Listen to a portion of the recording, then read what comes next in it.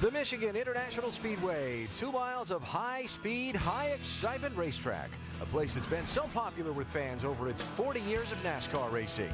Today, those fans have turned out on a beautiful afternoon to see which of 43 drivers takes home the trophy from the Irish Hills of Michigan.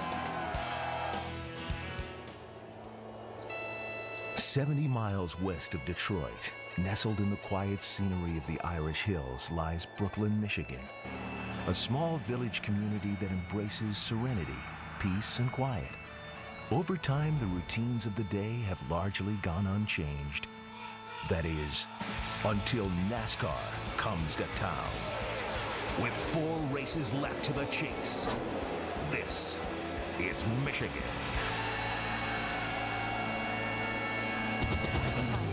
10, 9, 6, 5, 4, 3, 2, ignition.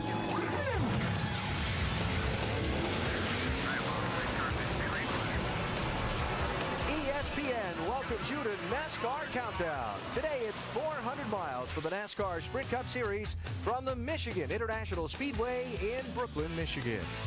As the number of races until the cutoff for NASCAR's chase for the Sprint Cup dwindles, the pressure on the drivers grows. Those like Denny Hamlin on the bubble as he heads into the pre-race drivers briefing a little while ago. No, a mistake today can be costly. Tony Stewart, starting 21st, needs a good run today to assure his place in the chase, while Dale Earnhardt Jr. just needs to get some momentum back. He's got a good starting spot in 4th position. There's your championship leader, Kyle Busch, starts 11th today. Can he get win number 9 on the season? Qualifying for this race was held on Friday. Elliott Sadler had the 3rd fastest lap in his Dodge. He could use a win to turn around what's been a difficult year thus far. Jimmie Johnson, the 2-time defending champion, served notice he'll be a force today, qualifying 2nd fastest in his Chevrolet. But on the pole, Brian Vickers, whose Red Bull Toyota team's been on the rise of late, could today be the day he and that team go to victory lane. What would be the team's first win ever? Let's hear from the pole winner with our Mike Massaro. They flirted with that first victory, Alan. How badly do you and this team need that first win? Right. Well, I can tell you we really want it. And, you know, the entire Red Bull shop and all of Toyota really deserve it. You know, we've worked so hard for so long. I mean, it's amazing what this team has accomplished, you know, so far and how far we've come in a year. But we've come so close to getting that victory. We've led so many races and led so many laps and just haven't led the right one. And one of those races was right here at Michigan back in June. You led 44 laps. How would you compare the strength and performance of the car you have today to the one you had back in June? Well, I'd say very similar. You know, we feel like we're a little bit better, but I'm sure everybody else is a little bit better too. So we need to be a little bit better to even repeat what we did, much less, you know, win the race at the end. I really feel like we had an opportunity there, and unfortunately the pit strategy and the fuel mileage, the way it played out, didn't work out for us, but hopefully we can recapture that victory today. Well, certainly Brian Vickers has another opportunity today, Alan. He leads the field to the green. Michael, thank you. That 83 car lined up in the first slot on the grid. Our ESPN pit studio standing tall, overlooking, let's see, the start-finish line, victory lane, Jamie McMurray's pit right in front of us. And we welcome you inside for our coverage of today's Michigan race. Alan Bestwick with 5-time Michigan winner Rusty Wallace and NASCAR team owner Brad Daugherty.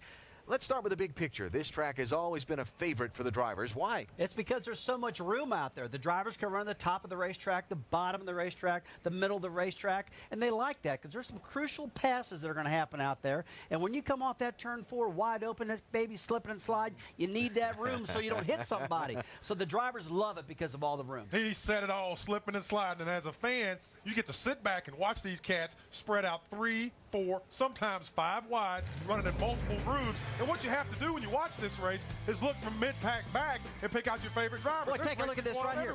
3 wide right now. Look at Tony Stewart outside. I mean, that's what you're going to see all day long here. And they get in packs, Rusty. The cars get in packs, and it's really difficult to pass. So guys stay on top of one another all day long. And all that momentum on the top side of the racetrack, that's really fun to watch, Alan. That's why the drivers love the place. That's why the fans love the place. We are looking forward to a great race here today. Now, a couple other things that will factor in throughout the day. We'll talk about pit strategy and fuel mileage and these guys racing for their place in the chase. Fuel mileage, always a big deal here. It is huge here because we have tremendous long green flag runs. You don't see a lot of cautions here at Michigan, so you have a tendency, you have 4 stops basically, maybe 5, and you have to hit your setups right usually on that first stop, and fuel mileage always plays out here. And remember, guys, if you run out of fuel at the start-finish line, it's 2 miles around this racetrack. It's going to be a long haul trying to get back to pit road. Brad, you can run out of gas at the start-finish line here and not make it around the racetrack. I've done it before. You get stopped in the middle of 3 and 4. That's how big this track is, Alan. There's no question a main theme of the day today will be the race to the chase. Drivers fighting for those precious spots in NASCAR's version of the playoffs. The standings are very crowded,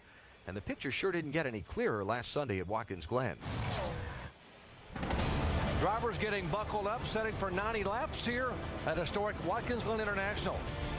How many things can go wrong in a road course race, and the list of keys is much longer here than what we typically deal with. Let's go, guys. Come on. Just got to be there at the end and keep it on the racetrack, buddy. You have a good day. With only 5 races until the chase begins, Watkins Glen proved to be a challenge to the teams racing for their place in the championship hunt. Trouble in turn 1. The third place automobile is spun right out into the face of traffic. Everybody's scattering, trying to avoid Ryan Newman. Broke again. We're dead in the water. The Glen was also a challenge for the teams with an already firm position in the points. Got a flat tire or something. Can you tell which side it is? The left front. The 24 team's asking NASCAR to post the 24 because they can't communicate with Jeff Gordon. They want to get him on pit road. Sorry about that, guys. I don't know what happened. That radio came disconnected. Dale Earnhardt Jr. brought the car in, and they've got a long road to hoe now. Coming back out mid-pack here. I give away the race, basically, but I mean, everybody's doing the same strategy. It's kind of a ridiculous little race we got here. Kyle Busch took his 8th checkered flag of the season, but more importantly, the win guaranteed him more bonus points than anyone else in the chase. I'm sorry. What's lump? Hell yeah, boys. What's up? The man, Kyle Busch.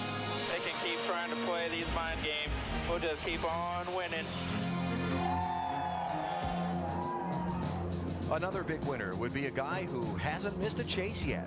Matt Kenseth sitting back there in 11th. I think this is a huge day for them. I know yesterday they weren't that good in practice, but if he can end up somewhere around there, he's got himself in the top 12 right now. Thanks to Earnhardt Jr.'s poor race strategy, Edwards and Johnson climbed 1 spot each to 2nd and 3rd in points. Tony Stewart's runner-up finish gained him 2 spots in the standings. Now with only 4 races remaining, 138 points is all that separate the drivers ranked 7th to 13th. The Motor City will bring more pressure to the Bubble Boys. Teammates Kevin Harvick and Clint Boyer both need a good finish at a track where neither has a strong record. 5 to go. Keep digging.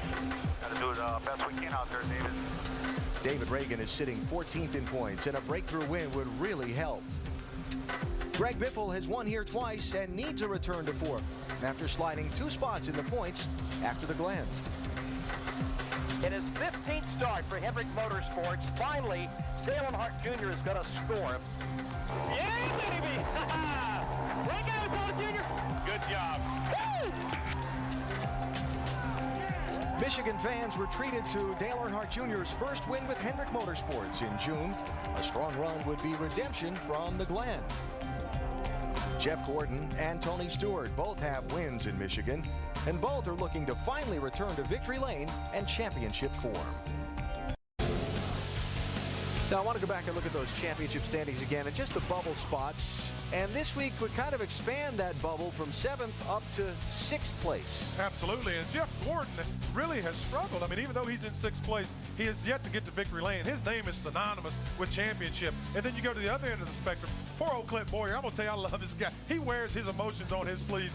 And he is really struggling right now. They have struggled the past 13 races with trying to be consistent, and it's really getting to be a precarious time in the season for him. Talking about who has momentum and who needs it in these last 4 races. You mentioned Jeff Gordon, Clint Boyer need momentum. Who's got it? Who needs it? Well, right now, who's got it is definitely Kyle Busch and Carl Edwards and Jimmy Johnson. The guys I'm concerned about, though, it's definitely Clint Boyer and Jeff Gordon. Those 2 guys have not been running well, and if they have been running well, they've been having problems on the racetrack. Does that margin for error for all these drivers and teams being so small here today affect the guy in the noodle as he gets ready to start the race? Oh, absolutely, Alan. It sure does. You know you're behind. You know you're having problems out there, and you can't make a mistake because the chase is getting close. It's time to take all the mistakes, get rid of them, stay focused, get working with that crew chief, get that old hot rod running good, but it's in your head. No mistakes, no mistakes. Yeah, it is such a confident sport. If you're a guy like Clint Boyer and you're struggling, you're going to notice any problem earlier, and you're going to be like, oh, my goodness, here we go again as I throw my pen away. Don't throw your pen at us. You're going to be, here we go again. There's another problem, and we're going to have to deal with that. I'll throw that one, too. Let's hear from one of those drivers trying to scratch and claw his way into the chase field. Maybe he's going to throw a pen, too. David Reagan, the sophomore driver from Georgia's with Shannon Spake. That's right, Alan. Now, if you would have asked his crew chief at the beginning of the season if this team would have made it into the chase, he would have said, with a little luck, yes, they will. Right now, 14th, 89 points out of 12th. How much pressure do you put on yourself to get in that top 12? Well, it's Michigan, it's Ford's hometown, so we always have a lot of pressure this weekend, but a little bit extra pressure. 4 races to go, 4 good tracks for our AAA team, so we feel like we've always got pressure, but we put a little more pressure on ourselves to try not make that big mistake. I think you're going to see, you know, all the guys contending for the chase in the top 10, in the top 12, and it's going to be about that one team or one driver that makes a key mistake that, you know, drops them some points back. All right, Alan, it was a Roush Fenway racer driver that went to victory lane last night, Carl Edwards. David Reagan hoping he goes to victory lane here today. He starts 16th. Shannon will keep an eye on him. Coming up on the Michigan edition of NASCAR Countdown, with so much discussion over tires this racing season, we take an inside look at just how Goodyear's NASCAR racing tires are made. In this year's first Michigan race, Dale Earnhardt Jr. saved every bit of gasoline he could, a strategy that won him the race. We'll talk to Jr. and discuss the fuel factor. And Kyle Busch coming off his 8th win of the season a week ago and looking to pile some more points onto his championship lead today. That and a whole lot more coming up from Michigan. Hey, them sunflowers, you know you can eat them things. Not me. ESPN Sunday Night Baseball presented by Taco Bell at 8 Eastern tonight. Ryan Howard and the Phillies taking on Adrian Gonzalez and the San Diego Padres. And then on Monday Night Baseball presented by Holiday Inn ESPN2, Lance Berkman and the Houston Astros face division rivals, the Milwaukee Brewers, led by Ryan Braun. That at 8 Eastern on Monday, followed by Baseball Tonight. Former NASCAR chairman Bill France Jr. used to say, you can't race without tires. That's pretty true. Goodyear has been involved in NASCAR racing since 1954 and been the exclusive supplier to NASCAR's 3 National Series since 1997. The introduction of NASCAR's new style race car has led to some twists for Goodyear over this past year or so. Twists that have led to some harsh comments from drivers and painful memories for people who build the tires in Ohio. Here's Andy Petrie. Hard in the wall, Tony Stewart. Has the look of a blown right front tire. It's just a shame that you know the teams work so hard and spend so much money to compete, and then it's all dictated by a tire company that's building tires that aren't worthy of a street car. Has all the look that a right front tire did go down on that 2 car. We have 43 drivers and 43 crew chiefs and 30 owners, so we get 120 opinions plus all the data. You know, we try to do a very diligent job on assembling all that data and making sure that it's analyzed in the correct way. Yeah, I was just talking to Mr. Campbell down there from Goodyear, and I mean, we can burn the tires off in 5 laps, so I think that's going to be a really big issue. That looks like an explosion underneath the right rear fender. Just blew part of the fender off. It sounded like a bomb blew up when his right rear tire blew. I can't say enough how sorry we are, and you know, it's our responsibility being NASCAR that we don't go through this situation again. We're trying to understand what Indy presented us with. We're trying to understand what was different this year versus last year. There is a solution, and we'll find it, and it'll get fixed. The ongoing process of creating a tire that goes fast while remaining safe is a delicate balance. Goodyear does extensive laboratory testing at their Ohio headquarters. There's a lot of material science from a chemistry standpoint. We have scientists and compounders who are looking for new materials and new polymers and new interactions of those components all the time. In addition to laboratory testing, Goodyear collects raw data at every race weekend. You know, we're in the pits. We're taking our own data as well as listening to the teams afterwards and the drivers afterwards. So we try to get as much input as we can to look ahead and see what we want to do at the next event. The driver feedback is important. We respect their input. We want those guys to be happy. We want them to be satisfied customers, right? Testing is vital to creating the correct tire for each individual track. Every track has a unique makeup with various lengths, banking, and surface structures. All these variables play into the components used to make a tire. The things that you would think are common denominators that would require a similar tire, oftentimes they're not. There's a huge difference in the track surface itself.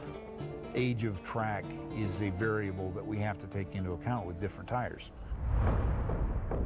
The biggest challenge for Goodyear is NASCAR's development of the new Cup car. The new car has a higher center of gravity and creates less downforce than the previous car. Higher center of gravity, coupled with higher static weight, puts more pressure on the right side tire. That's been a big challenge for them, to get a tire that will accept all the wheel loads and make it good to race side by side.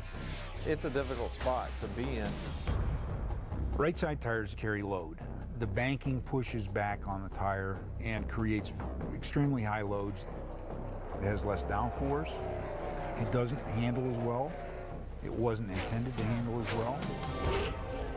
We've had to do an extensive amount of track testing to understand what the car wants from tires. Increased testing is the only way for NASCAR and Goodyear to understand how the new Cup car will react. Obviously, when you come into something new, you have to have more research and development. Right now, they're leaning on the teams from a NASCAR standpoint and from a Goodyear standpoint to pay for their development. In order for the teams to go forward, there's going to have to be more tire tests, and I don't think the teams shouldn't have to be responsible for showing up at those tests and spending their own money to develop a tire for Goodyear and NASCAR. We're confident that we're going to take what we've learned at the Indy race and move forward, and it's brought some things to light that we haven't been looking at in the past, is not just a tire manufacturer, but as us at NASCAR. So I think right now, we're confident that it won't happen again, but you never know when the perfect storm will arise. The ultimate responsibility for specifying the tire lies with us. You know, NASCAR recognizes that we're the tire experts, we're their tire supplier. They respect our ability to design and provide a good competitive product. So ultimately, that lies with us. We determine what that tire is going to look like and share that with NASCAR. You never hear about tires when there's no problem, but you sure do hear about it when there is a problem. Andy Petrie joins us now from the broadcast booth where he's getting ready to help call today's race. Andy, you saw the tires for this race being made. How long ago and how? Alan, I went up to Akron after the Indianapolis race, and you see a lot of machines and all that looks like they make these tires with, but what I got a sense of is how much they're made by hand. These people really put these tires together one at a time. It's almost like making a Swiss watch or something. These things are all handmade, and they got a lot of, some automated things that they do, but it is still a hand process. You know, there's an overriding impression that you and I were talking about that you got in watching this process. What was that? The biggest thing for me, Alan, was how much these people care. I was there, like I said, the week after Indianapolis, and you can imagine it wasn't a happy time, and these people really were concerned about how they were going to fix this problem and how it looked on them. And they really care about what they do. They care about the drivers, the guys that ride on these tires. They even put their name on that tire. The tire builders stick a sticker on the inside of that thing with their name, so they have a lot of pride in what they do there. All right, Andy, we appreciate the quick update on Goodyear. And by the way, Goodyear has scheduled 2 tests at Indianapolis, one coming up in mid-September and one coming up in early October to begin to work on next year's tire for the Indianapolis race. We will hear more from the drivers in today's race here in Michigan when NASCAR Countdown returns to the Michigan International Speedway. We're in the Irish Hills, a vacation area dotted with lakes and farms, lots of corn standing tall in the fields, and a racetrack right in the middle of all that. Did you know Darty is Irish? It is? Yeah. Andy Petrie's 50 years old, too. You know that? We do now. Happy birthday, Andy.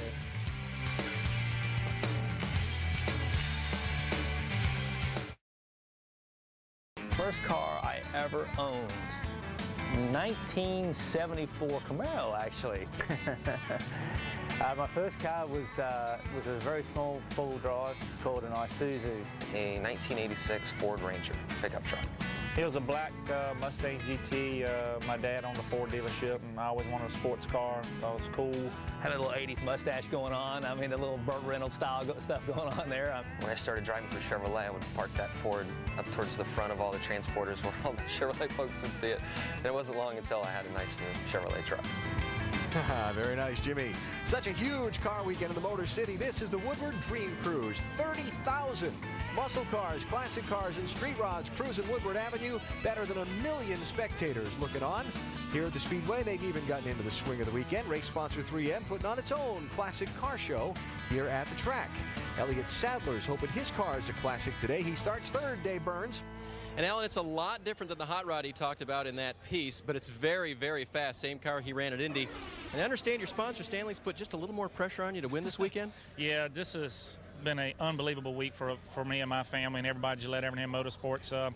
Stanley Tools, along with Ace Hardware, putting up $1 million to the Children's Miracle Network if we're able to win the race today. So never raced for that much money of charity or any kind, so a little pressure on us. But we feel like we got a good car. We qualified good, so we're going to start the race in a good position, got a good pit selection. I think we're going to have a pretty good day today. And Alan, when we started our conversation, he started out with, I didn't sleep a wink last night. I think he's excited. $1 million to the charity if he can win. That's pretty good. Now, he's going to need some good fuel mileage if he's going to win this race today. One of the things that just seems to come into play more here in Michigan than at most other tracks is fuel mileage in deciding winners. Why more here than most other places? Well, there's a couple of reasons. Well, first, it's a 2-mile racetrack, and unlike Talladega and Daytona, you're not doing a lot of drafting, and there's not only just 2 single lines of traffic. You have 4 or 5 alleys that you can get into here, and there's not many cautions in this race. You'll see a lot of long green flag runs, so guys have to be really smart. But it's hard. You get those big V8s wound up, those things are breathing, sucking in all that air, sucking in all that fuel. Those hot rods are rolling, baby. I'll tell you all about fuel mileage. You want to know about it? Makes me sick as a driver. I can't stand fuel mileage racing, man. I've lost so many races running out of gas you can't see straight. And at this particular track right here in Michigan, if you run out of gas at start-finish line, you probably won't make it back around. Yeah.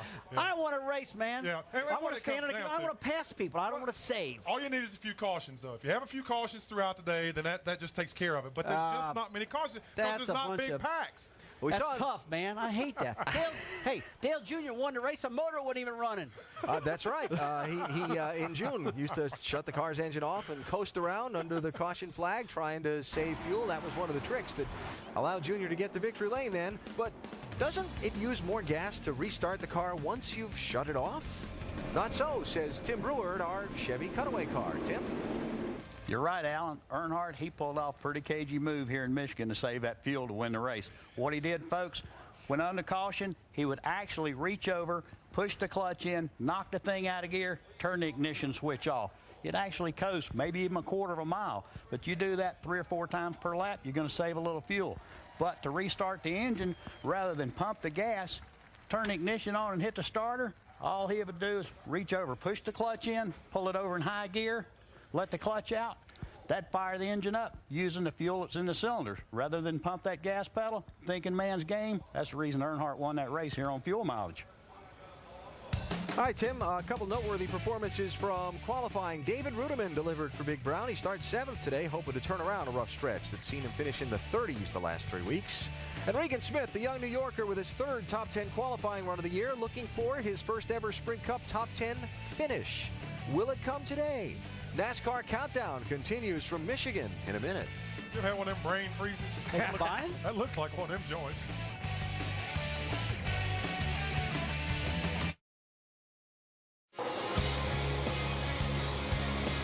Tony Eury Jr. told Dale Earnhardt Jr., slow your lap times way down. We've got to try to do this on fuel mileage. One attempt at a green-white checkered finish. 76 races since Dale Earnhardt Jr. has been to victory lane. Caution is out. The race is over. Yeah, baby! Way to go, Tony Jr. Dale Earnhardt Jr. is the winner at Michigan. So you think gasoline's expensive for you, right? Imagine if Junior's car had run dry in June instead of making the finish. The last car on the lead lap was 23rd place. The difference in money between the winner and 23rd, $96,000 and change. Now, even though these race cars use about $3 worth of Sunoco fuel each lap, it would have cost a whole lot more for Junior to be without that gasoline. Strategy was right in June. It was wrong last week. How's it going to be today? Jamie Littles with Dale Jr. Well, it's certainly always a gamble, right? He won here on fuel strategy, and last week that pit call cost them the race. So, Junior, when you and Tony Jr. go back, how do you guys move on and get past something like what happened at Watkins Glen? What happened at Watkins Glen was we had a pretty bad race car at the end of the race. I don't think we were going to beat Kyle if we made a different call on pit road. But, you know, I think a lot of people made too much of that. We were struggling most of the day. After about lap 30, we were struggling pretty bad. Lost a lot of chassis height in the front end. And so, I don't know. We know what our plan is, and we got a good car this weekend, and get out there and get our job done and have some fun. You say you have a good car a couple months ago. Big day for you guys, big win here. What do you think your chances are for victory number 2 here today? They're just as good, if not a little better. We're a little smarter now. We've learned a lot since we were here racing last time, a lot about the car. And that's going to be the case every time you go back, and we keep learning about this car. So I feel pretty good. It's, you know, it's a fun racetrack, and it gets better and better over the years, and makes it pretty fun to move around and run different routes here. So my car was pretty good yesterday, and we just need to keep up with the racetrack today, keep adjusting, keep up with the track. We'll be fine. Well, Dale Earnhardt Jr. knows, like we all do, that it's all about track position. He rolls off 4th. Alan?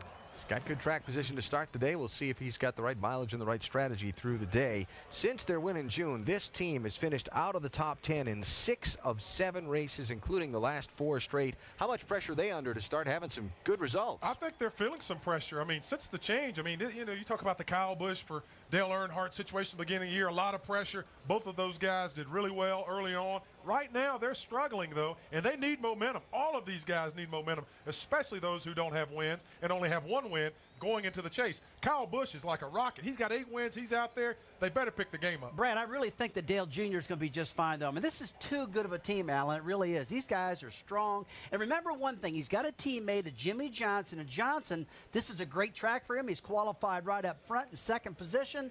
And I think he can learn off his teammate. I think he can get back on track. He'll be fine. But you know what? He's got to quit making these mistakes now to get right for the chase. That's the most important thing right now. He will be in the chase. You say Jimmy Johnson? We interviewed Jimmy Johnson. Mike, go ahead. Yeah, and he was a guy to watch back in June, led 65 laps here, finished 6th, but obviously a little bit of room for improvement. What have you guys concentrated on coming back here a second time? Well, I mean, you learned so much over a few months, or a month and a half really, since we've been here. What worked at Indy, Pocono. You know, there's a lot of different things we've learned along the way that have applied to this racetrack. Great run at Chicago. So we're a lot smarter, but at the same time, the garage area is smarter. If you look at the pace from qualifying, it was like 4/10 faster than what we were here in the spring. Same with the pace that we saw in practice yesterday. So everybody's finding that same speed, and I just hope this Cobalt Tools and Paul has got the best speed. Well, this has been a pretty good racetrack for Jimmy Johnson. He's led over 200 laps here, but he's still looking for that first win, Shannon. Well, Jeff Gordon is currently 6th in the point standings, and while your team is no way near struggling, certainly from last year, this team is definitely off. You said that there are some things that you want to work on to get stronger and better. What are you referring to? Well, you know, it's just trying to find out the right combination with the bump stops. You know, when you get to these bigger, faster racetracks, trying to learn, you know, what the car really wants aerodynamically as well as mechanically, and just trying to match that up to my driving style. You know, last week was definitely disappointing because we did run so well there last year. But you know, we're a strong race team, and I think that things like last week only motivate us and make us stronger. And so we're anxious to get this race going. I think we've got a great race car. DuPont Chevrolet's been good all weekend long, and I hope we can continue that here all day. Now, obviously, making the chase is one thing, but you guys want to be competitive in the chase. Do you feel like time is running out to figure those things out in order to be competitive in those last 10 races? Well, it's one thing at a time. I mean, it's still extremely important to us to be in the chase. when we get in the chase, we want to be competitive enough to win a championship. And, you know, those are the things that we're working towards right now. When that race in New Hampshire starts, it's amazing how things change. This team takes things to a whole nother level. It's all about those 10 races, consistency, and I don't think there's anybody better than this team at being able to pull that together. So, you know, these next 4 races are obviously crucial ones for us. We're in a tough situation. We're not locked in, so we can't take, you know, risks just to learn stuff and try things. But at the same time, you know, we're not all the way on the outside looking in where we don't, you know, we're kind of there. We just got to be somewhere in the middle. We got to run hard, do our thing, but we can't take big risks, and that's kind of a tough position to be in. Jeff Gordon, 6th in the point standing, still looking for his first win of the season.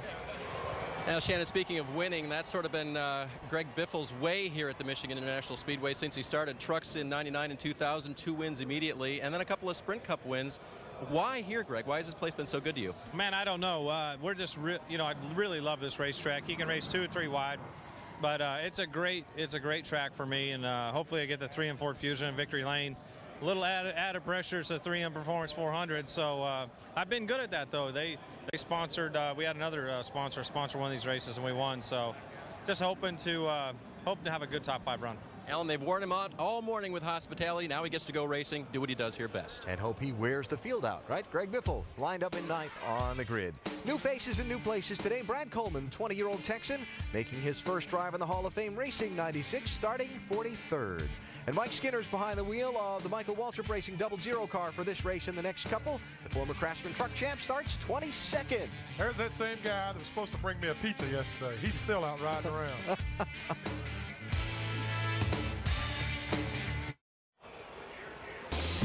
Aerial coverage brought to you by Goodyear, the official tire of NASCAR, helping NASCAR drivers get to the finish line for over 50 years. The Grand Marshal for today's race is 12-year-old Austin Irwin, a Make-A-Wish child from Greenfield, Missouri. He suffers from Wilms tumor, a kidney disease that affects children more than adults. Irwin got to meet Greg Biffle, Jeff Gordon, and some other drivers during the weekend, and he's going to get to say those famous words very shortly. There you go. That's right.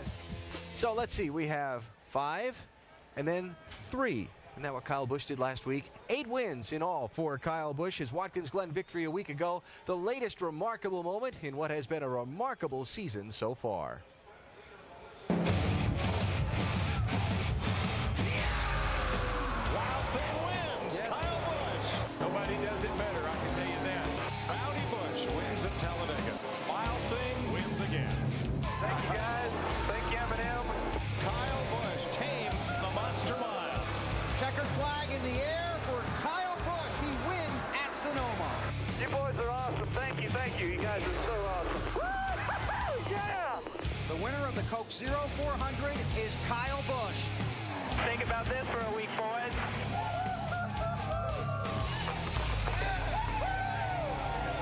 And Kyle Busch is coming off of driver intros, won 7 of the last 14 races. And Kyle, you always say you're not having fun unless you win. Nothing else matters. Where do you get that drive? Where does it come from? Just growing up that way, I guess. Always trying to win, always trying to be one of the best. So hopefully here today we can have a good solid run and go after another win and try to get some more of those bonus points. We're here in Detroit. It's the backyard for Chevy, for Dodge, for Ford. What would it mean to get Toyota in victory lane here? Well, it would mean everything. You know, you want to try to win any race, but, you know, being in their backyard, I guess it'd be nice to, you know, come home and steal the thunder a little bit. Well, good news for Kyle Busch. If he finishes 10th or better today, he'll clinch his spot in the chase, and he'll be the #1 seed. Alan? Kyle's car lined up 11th on the grid for today's race. You heard some talk from Kyle about mind games over a couple of weeks when he had that little mini slump for a couple of weeks. Some teams maybe messing with their mind a little bit, trying to spread the word around that the 18 may have lost its edge. When you were racing for a championship, was there somebody that messed with your head a little bit? Oh, yeah, all the time. It was that #3 car, Dale Earnhardt Sr. was always in my head. I'm in an '89 when I won my title and different years when I was going for it. The guy was always there, just messing with me all the time. And I'm just like, will you stop? How did it Just affect stop. you? It drove me nuts. It drove me nuts. I kept telling myself, he's trying to drive me crazy. Keep him out of your head. And I was able to do it one year. He got me 2 other years, though. But, I mean, he is a mind. The guy was always in people's minds. And in particular in Rusty's era, you could those race cars, they could really lean on one another. We saw Dale Earnhardt Sr. do that quite a bit. Today's cars are so aero-sensitive and they're so driver-sensitive that you really can't lean on one another. So in reality, the only way you can get into Kyle Busch's mind is to use the media. And that's what Jack Roush has done. He's put it out there, so Kyle has to think about it, and we get to aggravate him always asking him about it. As long as that cat gets in a good race car, which he's had all year long, and his team continues to surround him with good people, he's on his way to a championship. Some of these guys better win some races, or he's going to walk away with it. Last question, yes or no, from both of you, real quick. Can Kyle keep this pace up for 14 more weeks? Yes. No doubt about it. Absolutely. I mean, No he's doubt been about doing it. I've been waiting for him to stop, and he hasn't stopped. Yeah. He's even won all the road courses, for Pete's sake. He had that little bitty lull, and when he won last week, that's all he needed to get his mojo back. These cats better buckle those seatbelts. Wasn't one word, but I'll take it anyway. Closing in on the green flag today here in Michigan. Kurt Busch won this race 1 year ago. He could use a win today. Kurt's only got 5 top 10s the whole season. Mark Martin, a 4-time Michigan winner, starts 15th today. Can he give the Dale Earnhardt Incorporated team a needed trip to the winner's circle? And Carl Edwards won yesterday's Nationwide Series race here. He starts way back in 27th, but boy, he was fast in practice. Next weekend, need I say more? Bristol. Wrecker service. Oh, baby. I can't wait, man. The house that Rusty owned. Next Saturday night, 7 o'clock Eastern Time, ESPN, our NASCAR Sprint Cup Series coverage presented by Pennzoil Platinum. Remember that wacky finish they had to the spring race there? Jeff Burton and Denny Hamlin was involved, and you never knew who was going to win. More of the same next Saturday night, 7 o'clock Eastern. Don't miss it. After yesterday's NASCAR Nationwide Series race, NASCAR impounded several cars to put them on a chassis dyno to make some horsepower comparative tests. And NASCAR Vice President of Competition Robin Pemberton says that their inspectors discovered some spacers placed on the gas pedal stop of the Joe Gibbs racing cars. It was magnets that were about a 1/4 inch thick that prevented the accelerator from going 100% wide open. Pemberton said the intention was to manipulate the numbers that we get, speaking we being NASCAR, when we get our information and data off the dyno. In the end, we got what we needed to. Pemberton going on to say that NASCAR will be issuing some penalties against Joe Gibbs Racing's Nationwide Series teams probably on Tuesday. This morning, team president J.D. Gibbs met with the press. It was actually just a little while ago around noontime. Here's what he had to say. A couple guys chose to make a decision there that really impacts all of us. And to me, the frustrating part is why? You know, I know they were probably frustrated from the standpoint that wanting to show that, hey, we have less horsepower than ever before, and wanted to make it look like we're handicapped, you know, even more than we actually were. I understand that, but that's not an excuse. I think for us, we kind of feel like, I know with us in the engine shop, that's kind of a badge of honor. You win that engine dyno, good for you. And J.D. Gibbs said that will be addressed, those individuals back at his team shops at the beginning part of this week as well. Do we have some reaction to this? Well, obviously they shouldn't have been doing what they were doing, but I think they're down far enough, Toyota was, as far as horsepower is concerned, before we came back into this race. They made some significant gains in their program, and they all were done honorably. This is just one of those situations where they got caught, got to pay the penalty. Yeah, man, I tell you what, I don't know about all that stuff. There's one thing I do know about, What's though. that? All those penalties they get, all that money, that goes to the NASCAR Charitable Foundation, and those guys are getting ready to get big old they're check, going to get a big check out of this one. There's no doubt about that. It's all for charity, though, folks. All for charity. Unrelated to the Cup side of things, but it will be interesting to see how this plays out. And by the way, unrelated to the actual competition on the track yesterday. This all happened after the race was over. Other news being made here this weekend. Tony Stewart announcing on Friday morning that Ryan Newman would indeed be the driver of the Stewart-Haas team's second car in 2009. No sponsorship for the number 4 car has been announced yet. Let's hear from Tony and Ryan now, starting with Shannon Spake. All right, down here with Tony Stewart. Actually, the name of your new race team should be Stewart-Haas Hoosier Racing, and of course that's because Ryan Newman is also from Indiana. Well, you have your driver announced, your team announced. Can you sit back, relax, and take a breath now?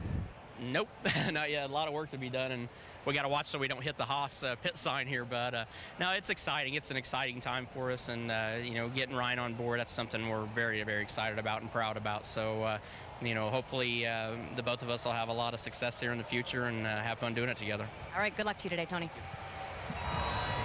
Well, Shannon, with his contract situation now resolved, that's one thing Ryan Newman doesn't have to worry about. One thing he might be a little concerned about, though, motors. You changed a motor in practice. You had a motor problem here back in June. How much of a concern is there? Well, we're starting last. That's the biggest concern. I mean, obviously, we think that the engine is a good one. That's why we have it in the race car, but I didn't expect it to fail in the first lap of practice on Friday. But that's racing. We'll go on, see what we can do with the Autel Dodge to get it back up front. Ryan Newman does have a couple of wins here at Michigan. Unfortunately, the last one came in 2004. Dave? Mike, so does Matt Kenseth. He needs maximum points today, 12th in the race to the chase right now. How close is your car to getting those maximum points, Matt? Well, to get maximum points, you got to win and lead the most laps, so I hope it's close to that. But we had a really great car here in the spring race. We ran really good and just kind of got beat on fuel mileage strategy type thing. So I think it's okay. I don't think it's as good as we were last time, but hopefully make some good adjustments to the DeWalt Fusion today and have it somewhere up front. It's been a while since we won a race. We need to get up there and try to win one of these things. How tough are the quote-unquote strategy races when all you want to do is get in there and go fast? Well, they're difficult this year. It's been especially difficult. There's been a lot of strategy, a lot of fuel savings, being in front, clean air, all that kind of stuff. So the great thing about this track is just as far as strategy, two tires being in front and all that, you can pass here better than 90% of the tracks that we go to. There's a lot of grooves. It's really, really fun to race on. All the fans that came out today will see a great show. So that's the fun part. So as long as fuel doesn't come into play, you know, you can run flat out here and really do a lot of passing, a lot of good racing. Thanks, Matt. Let's go to Jamie. And Kevin Harvick, second fastest in happy hour yesterday and been the most consistent RCR car, especially 3 of the last 4 races, Kevin.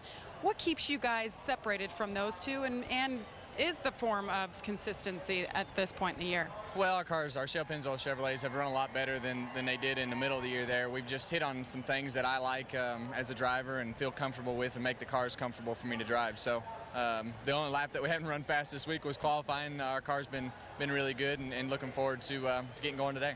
And you're starting 38th. What is the strategy to get to the front? Go fast, turn left. No, you know, the biggest thing is just getting past these first couple laps without having any trouble, and then just kind of go from there. Hopefully our car's good enough to pass some cars, and you know, traffic makes it a little bit more difficult than it probably would be if, you know, once things get strung out. So just stay out of trouble for a couple laps and then go from there.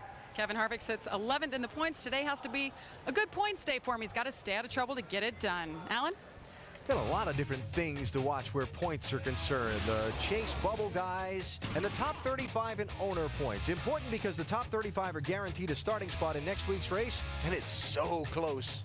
Oh, it's really close. The guy I'm concerned about right now, look at Michael Waltrip. Got a big team, a big commitment. He's only 13 points into this thing right now.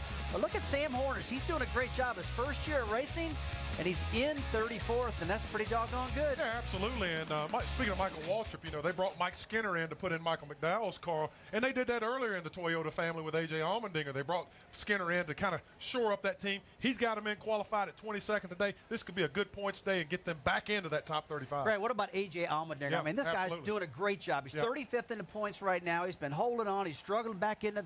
I like how Allmendinger's been driving. He's had some great runs, and ever since they brought Jimmy Elledge over, it's kind of gave him a big shot in the arm, and Jimmy's doing a great job with A.J. Going to be interesting to see that top 35 as it unfolds during the day today, especially because Bristol next week, entire field qualified within a couple tenths of a second. I think I'd want to have one of those guaranteed starting spots for that race next week. We heard Matt Kenseth talking just a minute ago about fuel mileage. We heard Rusty vent on the frustrations of trying to race in an event where you think fuel mileage is going to become a big factor. But we all know it's out there for today. So as you're getting ready to buckle in, and you know it can be a fuel mileage day, what's on your noodle? What are you thinking about as a driver getting ready to go? I'm relying on the crew chief to help me out a lot. I mean, if they're okay on fuel, tell me we're okay so I can hammer down, drive hard, and try to stretch it out. If I'm in trouble, tell me early so I can start saving fuel. Don't tell me at the last minute where I can't help you. Yeah, and I think the biggest thing you have to do as a team, you have to sit down and really come up with a plan, and you have to stick with that plan, and that's very difficult to do. You hear guys talk about it all the time, but the race changes. Sometimes it's hard to kind of stay with your strategy, but you have to do that in order to conserve that fuel because you know it's going to be a part of this race. Brad, I think you're going to see a lot today, especially under a caution flag. If these guys are going for fuel, things like Tim Brewer told us earlier, they'll be turning the engine off, they'll be coasting a long way, firing it back up, doing everything they possibly can to save fuel. I'll tell you, as a driver, I hate racing like that, though. I mean, I want to drive hard. I want to give it all I got. These engine builders build a lot of power that uses a lot of fuel, and hey, you want to use it. Yeah, we were just looking at Clint Boyer there a second ago. One of the really interesting things I think about today's race is that so many of these bubble guys in the chase are starting way in the back of the field. Boyer starting 41st today. Denny Hamlin 37th. Kevin Harvick 29th. Casey Kane 32nd. Yeah, well, that's scary. That's a lot of pressure. That's scary because you're back in the back and you're saying to yourself, okay, we want to get to the front as quickly as we possibly can. We want to do it through pit stops, through good runs. But you're back in the pack, and you have to be smart. You got to take care of that race car. You can't bend up the geometry on that race car, and you got to preserve so you can be there at the end of the day and have a good. You said a key thing right there, Brad. You got to be smart. You got to be looking all around you. You got to look the guys you're going to race against. Don't get too aggressive. Let's get a little bit farther into the race. But hey, Alan, have you ever noticed it seems like the guys you're racing, whether you're in the front of the pack, you're side by side, and if you're in the back, you're side by side. You're always racing that cat. So we'll see what happens today. Kevin Harvick, heard from him a minute ago, got to come from 38th starting spot today. His team owner Richard Childress looking on. All of RC's cars got a little bit of a hole to dig out of when this race begins. Jeff Burton starting 28th in the third of the Childress cars. Scott Riggs, great qualifying run for the 66 car. He starts in 10th position today. Another storyline we can throw on top of the pile. Guys racing for their career. Yeah, absolutely. Great starting spot for Scott. He's done a great job, or a good job in this race car. He's a good race car driver, just looking for some opportunity. Hopefully he can have a great run today and get himself a nice chance. So how's it going to play out as we go through the day in Michigan? Can drivers needing some momentum like Jeff Gordon find a way to get to victory lane and come up with a win? Can some of those bubble boys at the back of the field safely race their way to the front? And is fuel mileage going to throw a twist into this thing one more time? 20 minutes to the green flag.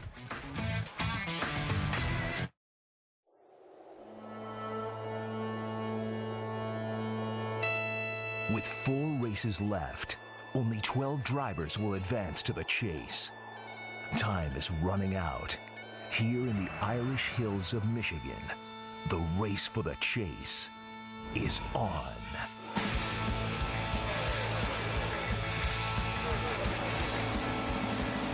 A rising star is coming into his own and appears unstoppable. But right behind him is Carl Edwards, supremely confident in his chances here at Michigan. Chase contenders are trying to recapture championship form, while others are looking to claim championship glory for the first time. And the boys on the bubble are feeling the pressure to survive until Richmond. The tension builds as the opportunities disappear. With 4 races left to the chase, this is Michigan.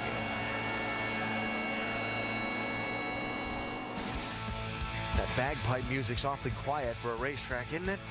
But maybe some of the motorhome people are still, sleeping after enjoying last night too much. It's going to get very noisy here in just a few minutes, though, when the engines fire and 43 cars storm off into turn 1 for 400 miles of NASCAR Sprint Cup Series racing. Weather is beautiful, can't ask for better conditions. And right now it's time to go trackside for the opening ceremony. Lisa Bascom and the flyover from NORAD and the Canadian Air Force CF-18. And now please remain standing. Here to deliver today's invocation, Pastor Doug Bradshaw. Let us pray. We thank you, God, for this glorious day to go racing. We thank you for all of these fans here at Michigan International Speedway. They say that this state is in trouble, but God, we know better by all of these fans today. We ask that you would keep safe each driver, each team member, and each crew member. And Lord, we enjoy this awesome freedom today because of the sacrifice of men and women. We ask that you would protect and guide those in this country and abroad who today protect our freedom. In Jesus' name, amen. Presenting our nation's colors, VFW Post number 2406 from Charlotte, Michigan. And here with our national anthem, Big Machines recording artist Danielle Peck. Oh, say, can you see by the dawn's early light what so proudly we hailed at the twilight's last gleaming, whose broad stripes and bright stars through the perilous fight o'er the ramparts we watched were so gallant gently streaming, and the rockets bombs bursting in air gave proof to the night that our flag was still there.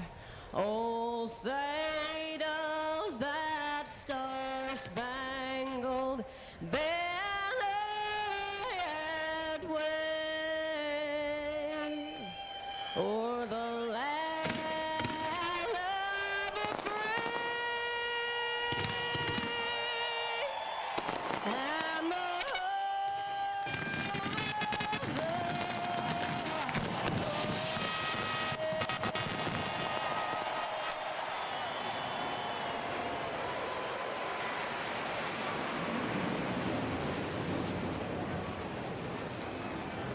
31 lead changes among 13 different drivers in the June race here. Who's going to spend the time leading the pack today?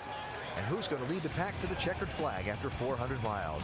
The engines fire when we come back to the Michigan International Speedway next.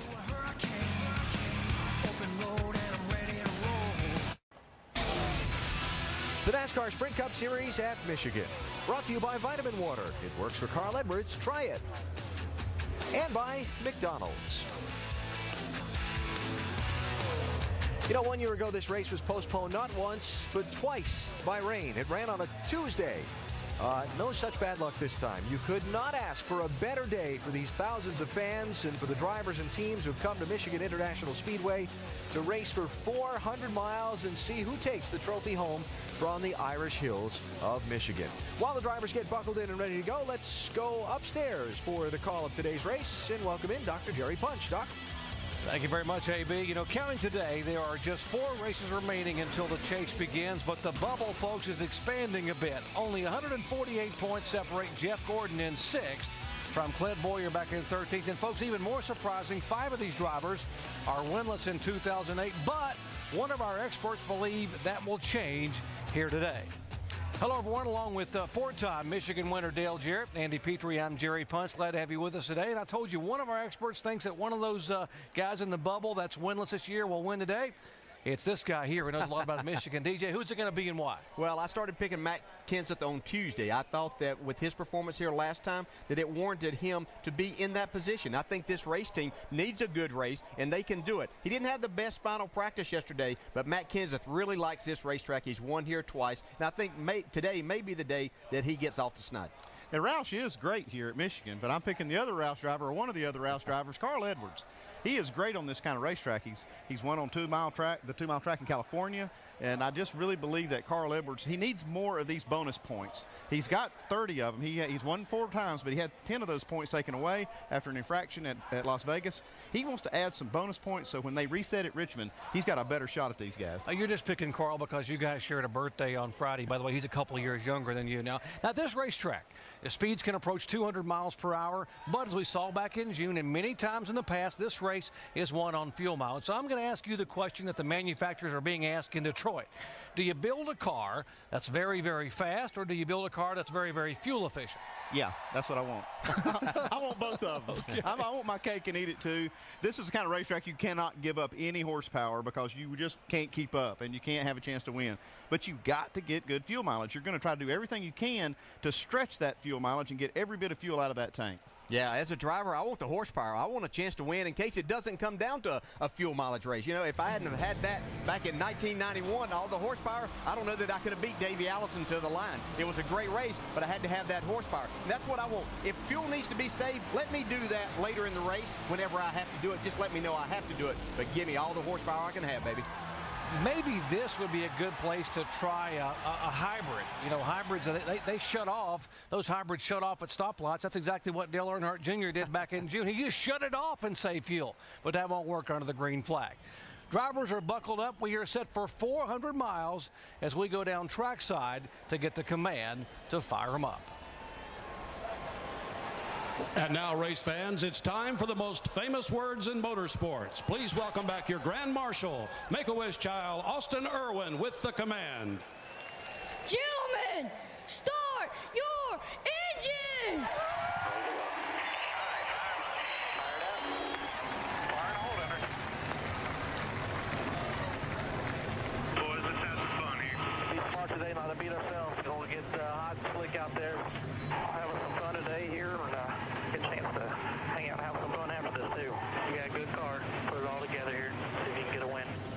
Justin, you have made my day, buddy. Great command down there, and the drivers have responded. 43 of NASCAR's finest are set to rock and roll here at Michigan for 400 miles. Our in-race reporter may be winless in 2008, but he has won twice here, including an impressive performance in August of 2004 when he came all the way from 24th starting spot to take the win. When we come back, we'll get Greg Biffle's take on what he thinks might happen today.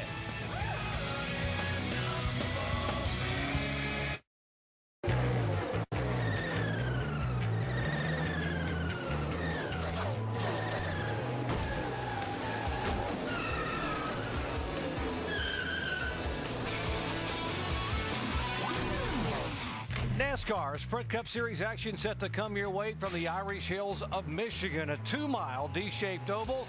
Field rolling off. Gorgeous day. Couldn't ask for better weather. Great crowd on hand to watch NASCAR here on a Sunday afternoon.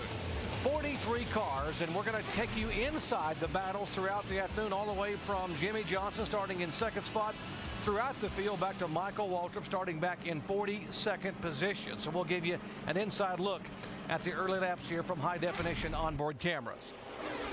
Take a look at our starting grid. Brian Vickers became the 12th different pole sitter in 2008. By the way, the winner here back in June, Dale Earnhardt Jr. starts fourth. Top rookie qualifier once again, Patrick Carpentier in sixth. And of course, there's our in-race reporter, driver of the 3M Ford, two-time Michigan winner, Greg Biffle, who will start ninth today. Let's talk with Greg. Greg, Dale Jarrett, the ESPN. You have a copy? I got you, DJ. Hey, Greg, with your position in the points, how much can you afford to gamble if this race comes down to fuel mileage?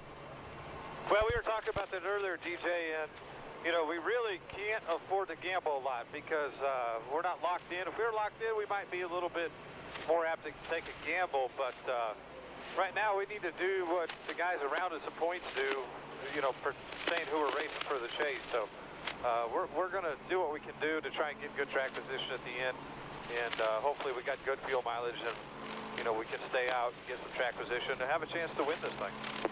All right, Greg, our next question comes from our ESPN mailbag, and one of your fans, Ed, in Mount Airy, North Carolina, would like to know, where does this track rank among your favorites and why?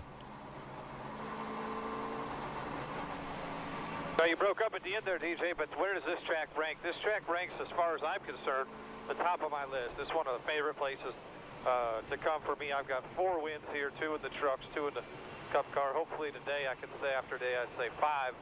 But this is one of my favorite places. You can run all over this place, down at the bottom, in the middle, on the top, and have plenty of racing room. So this is top of my list for as far as racetracks for me. All right, Greg, thanks for being with us and have a great day. Thank you. If Greg Biffle has to gamble today, the man who will have to roll the dice and make the call is crew chief Greg Irwin. Let's visit with Greg. Hey, Greg Irwin. Andy Petrie up here in the booth. Do you have us? Hey, Andy, loud and clear. Hey, Greg, you know, this track has always been tight, and it seems to get tighter during the day. But we didn't see that yesterday in the Nationwide Series race. A lot of cars were loose. What can we see, expect to see today?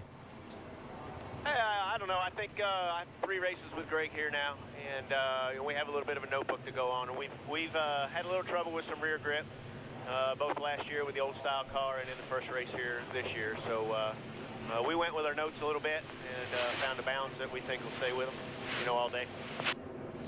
Greg, we saw Dale Earnhardt Jr.'s team go 55 laps in June to win this thing. Can you go that far if you have to? I don't think so, Andy. And probably, like Greg just got done saying, we probably wouldn't take a chance of stretching it that far. I don't know exactly where this thing's going to line up, but I hopefully that it turns into a race at the end and not who can go the furthest on fuel. I mean, I know the odds are against me on that, but I think we got a pretty good car, and Greg's already told you how he feels about it. So I'd like to race him for the win. Well, thanks a lot, Greg, and you guys have a good race. Good luck. Thanks, Andy. Still hard to believe Earnhardt Jr. went 55 laps here back in June, but they made it work with 12 laps of caution. Now let's update some of the other stories we'll be following today, starting in the pits. First, here's Shannon Spake. Yeah, Doc, rolling off 25th today is Martin Truex Jr., whose record here at Michigan International Speedway is certainly impressive. He has 2 top 2 finishes in the past 3 starts. Now, because of a 150-point penalty handed to that team just a few weeks ago, Martin Truex is currently 16th in the point standings. However, I spoke with his interim crew chief, Mike Creechy this morning. He told me that until they're mathematically eliminated, they are going to continue fighting to get into the chase. Dave. Shannon, like Dale Earnhardt Jr. before him, Mark Martin will be leaving this 8-car by season's end. And like Junior, he wants to get a win before that happens. They were close here in June at Michigan, but they ran out of fuel during the green-white checkered on the final lap and finished 30th or finished in the 20s that day. They had an awesome car at Pocono. They had issues on pit road. Tony Gibson, crew chief, this morning told me that they want to get that win for Mark. They want to get it for themselves. And then again today, they have a very good race car to get there. Jamie? Well, Dave, it was 4 years ago at Michigan that Carl Edwards made his Cup Series debut. Bob Osborne was his crew chief that day and remains still today. Now, they sit second in points. That's the best in his career he's ever sat in the points. He won the nationwide race last night, said he has a car capable of winning today. Carl Edwards, well, they haven't clinched it yet, but they're going for wins. They're trying to close that gap on leader Kyle Busch. Mike? Well, Jamie, Jeff Burton sits 5th in the standings and appears all but locked into the chase. Still, he comes into today's race looking for a bit of a spark. In his words, his cars recently have lacked speed, and the statistics certainly reflect that. Believe it or not, Jeff Burton has led only 11 laps since the beginning of April. He said, though, this weekend they've worked on their car repeatedly. They turned it from loose into a very good race car. He says the car he has this afternoon is the best car he's had at Michigan in as long as he can remember, Doc. Mike, we got one of the best guys to go over the wall carrying a camera today. Alex the Animal Yunchuk, who's the front tire carrier for the 22 car of Dave Blaney. Alex out of Jordan, New York. And there are the guys that are going to be going across. We'll watch them up close and personal. Our race analysis, it is 200 laps, 400 miles on a 2-mile oval. Pit road speed 55 hours. The pit window, that's very critical today. Yeah, and it's 38 to 42, but these guys, it's no telling what they'll try to do here if they have to try to win this thing. This race very important for the manufacturers in nearby Motor City, Detroit. All about bragging rights. Who will get it today? Fans on their feet. Glad to have you with us as the green flag waves at Michigan.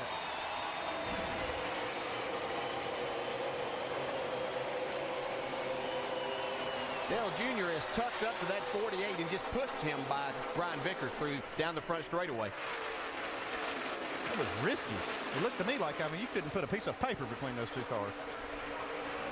Boy, almost a mess right here. A couple of guys getting in the middle. Now they've got side by side. 66 car moving by.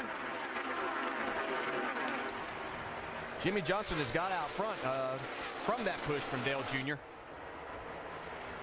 We've seen this middle and high line work throughout the weekend here. We saw it work back in the first race, and then through the weekend watching these guys practice, that's where a lot of them wanted to run. Yeah, a lot of times we see the groove on the bottom to start, and then it moves to the top. But yesterday we saw them in practice, a lot of cars already going to the top right off the bat. DJ, is that a blessing or a bit of a curse, the fact that you've got so many options here in terms of grooves to pick from? I think it's a good thing that you have that. As we see these guys spread out right here, this is what it's about. That's what these fans want to see, and as drivers, you'd like having all of those options. Sam Hornish had to get out of the throttle coming off turn 2, and it kind of caused all these guys to get bottled up. See, now Sam's getting it going again. Casey Mears was headed to Cleveland there. He came off turn 2, came all the way down across the racetrack, almost to the grass. How about Carl Edwards? He's coming on the inside, and Martin Truex is going to follow him. Carl Edwards had the fastest car in happy hour. He's got a lot of cars to pass to get up front, but he's working the bottom of the racetrack pretty well. Yeah, Martin probably saw that sheet too and knew he was fastest, so he's going to fall in behind him. We mentioned the 77 car. Hornish, contact, there it is right there, out against the concrete. Well, you don't want to hit that wall this early in the race. It can make for a long day. Yeah, and Andy, we were talking just yesterday about how good a race he had here the first race. He had a chance to really win the race. Yeah, I talked to him last night, actually, and he was pretty confident coming in here. I mean, he actually raced for the lead late in the race with Jimmy Johnson. Now, pit strategy kind of changed things at the end, but he had a great race car. How about A.J. Allmendinger? You saw him making a move a moment ago. You talked in the countdown show. What a difference he has made. This team has had with a different crew chief. Jimmy Elledge is, I've got a lot of history with Jimmy, and I got a lot of confidence in what he can do. And he's gone over there and really helped those guys a lot. They really like him, and I think this put a different chemistry in that team. And they're on the move. They're going the right direction. Yeah, this is another team going the right direction too. Jimmy Johnson and Chad Knaus really have their act together. Shannon? Yeah, you guys were talking just a little bit ago about the different grooves on this racetrack. For Jimmy Johnson, his team told me that Jimmy traditionally likes to run on the bottom of the racetrack, but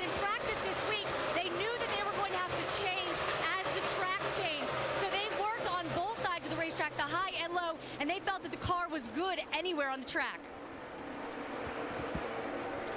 Jimmy Johnson led the most laps here back in June. Started 6th, finished 6th. Doesn't really indicate how good he was. They led 65 laps. Of course, that race determined by fuel mileage. And here comes the Michael Phelps of motorsports, Kyle Busch. How good is this young phenom been? 8 wins. Yeah, Phelps got 8 gold medals. This kid's been almost unbeatable after that comeback impressive performance last week at Watkins Glen. He is certainly a star on the rise. This guy gets it done on the racetrack. And we see him utilizing all of the racetrack. We saw him just a few minutes ago watching. He was passing cars on the high side, and in the middle, there he goes to the very bottom of the racetrack. Mike? You know, DJ, as good as the 18 team has been, they've had real problems on Friday afternoons, and that was no different this week.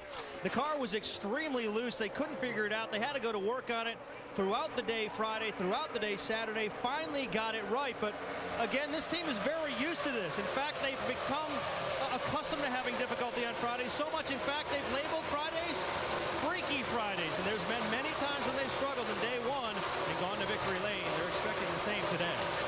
Yeah, they seem to get it figured out by Sunday. And I tell you, I was having dinner the other night with my family and Jimmy Makars, my brother-in-law, and he told me they knew when they got Kyle Busch there that they had a wheel man. There was no doubt about that. But they've been really impressed at how much Kyle knows about the race car and how much information he can tell them and things that he's looking for in his race car. So they got what they feel like is an added bonus with that young man.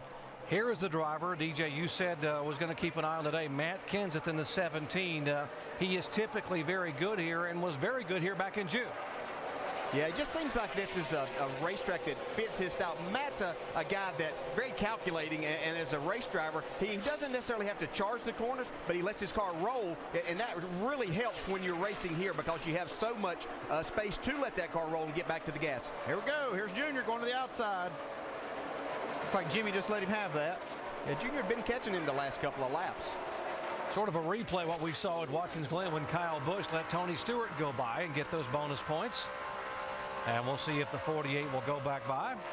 But I think the fans approved, the Earnhardt Nation on their feet, like watching Dale Earnhardt Jr. Remember what happened back in June? Earnhardt Jr. led 5 times for 14 laps, including the final 8.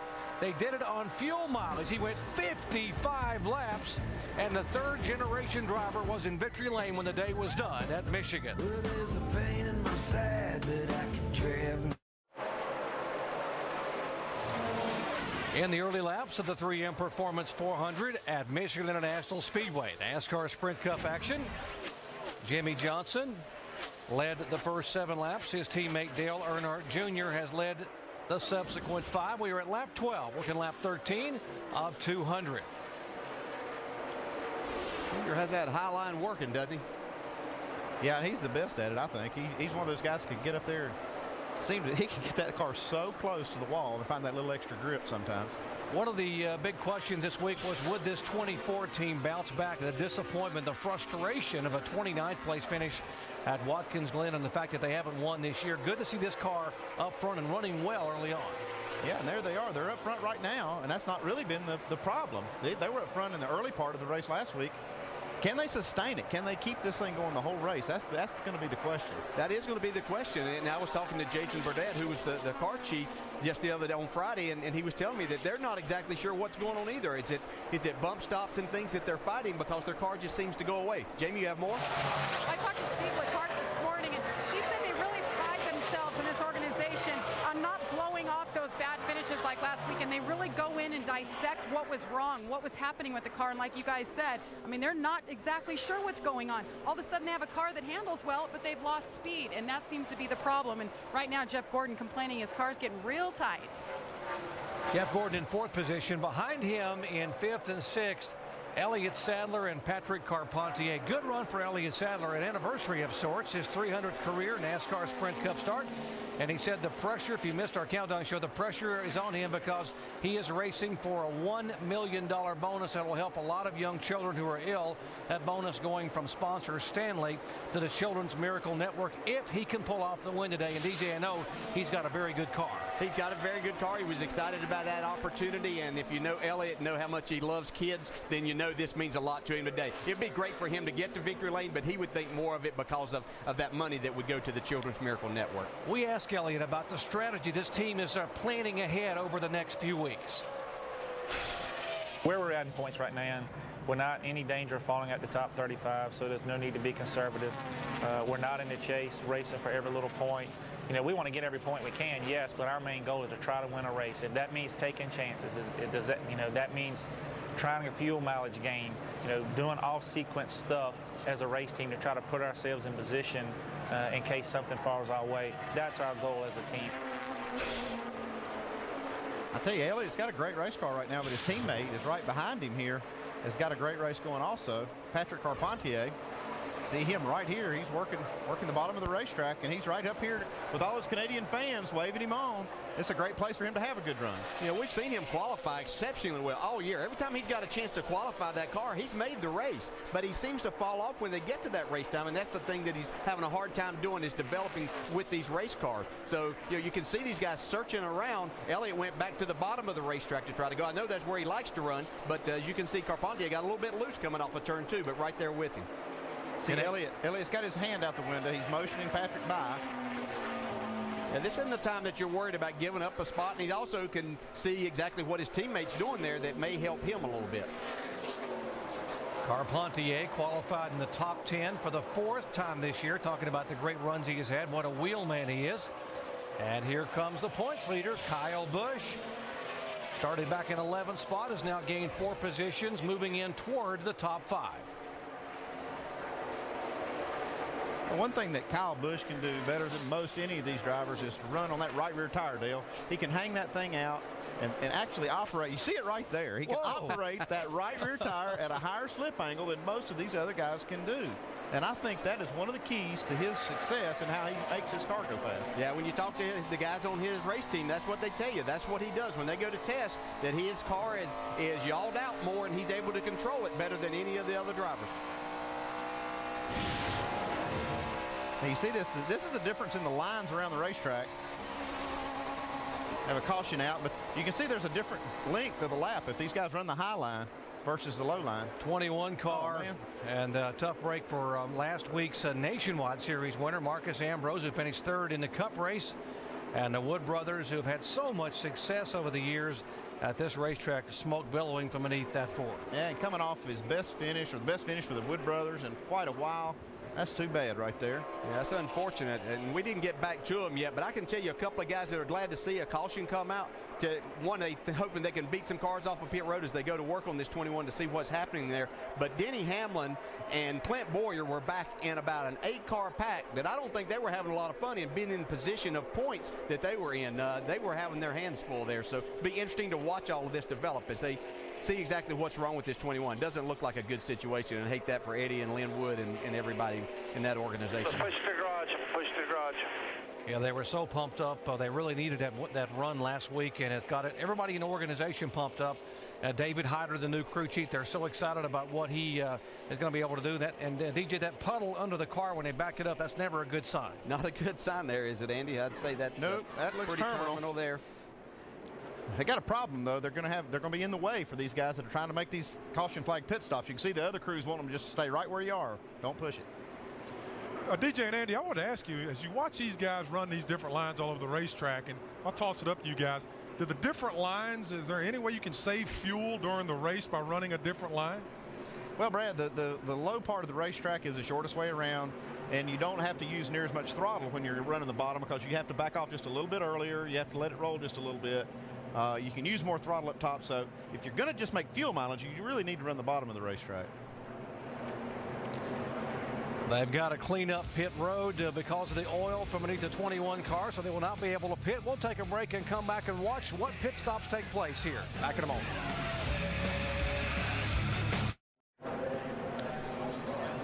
Back in Michigan, under caution for the first time today. Aerial coverage brought to you by our good friends at Goodyear, the official tire of NASCAR, helping NASCAR drivers get to the finish line for over 50 years. Let's talk about the high line versus low line, a very wide racetrack. And Andy, you did a lot of calculations the last few days and showing, I guess if you run up at the very top of the track, that's a lot of extra distance. Well, it's not as much as I would have thought. I had some engineers working on it. Terry Satchel is one guy who used to work for me. He helped me a little bit and talked to Kevin Harvick's engineers to try to come up with some of these calculations. And it's about 150 feet per lap longer. So if you do that during a fuel run, you'll see you'd have to run an extra half a lap. You do that over the whole day, you've got to run about 5 miles longer. But, you know, it does impact fuel mileage, the high line versus the low line. Yeah, I think that it can. I think there's another thought. If you're up there high, you can let your car roll a little bit further, and generally if you're running the high line, your car's a little bit freer and you're not having to turn the wheel as much, so you're not scrubbing off as much speed. So honestly, I'm not sure it matters where you run. I think that you're just going to have to figure out how to save fuel for yourself. This leads us to our trivia question. We'll see if you have some people who are as good at math as Andy's friends are. If you put a string around the earth, which is 25,000 miles, and lifted it up 1 foot all the way around, how much longer would the string need to be? And folks, obviously we're trying to get at the fact that if you run a little higher on the racetrack, you're going to go more of a distance. 6 feet long. Not as far as you thought, is it? Everybody thought it was going to be, wow, it's going to be so much longer, but it really isn't. It's actually 6.3 feet for all you engineers out there. 6.28 actually, but that's okay. Yeah, we are under caution here. Good job, Andy. Good. We're under caution here, and they have pit road closed because they're trying to clean up the oil. From beneath the 21 car, Marcus Ambrose, last week's third place finisher and winner in the Nationwide car at Watkins Glen, the first in the garage area today.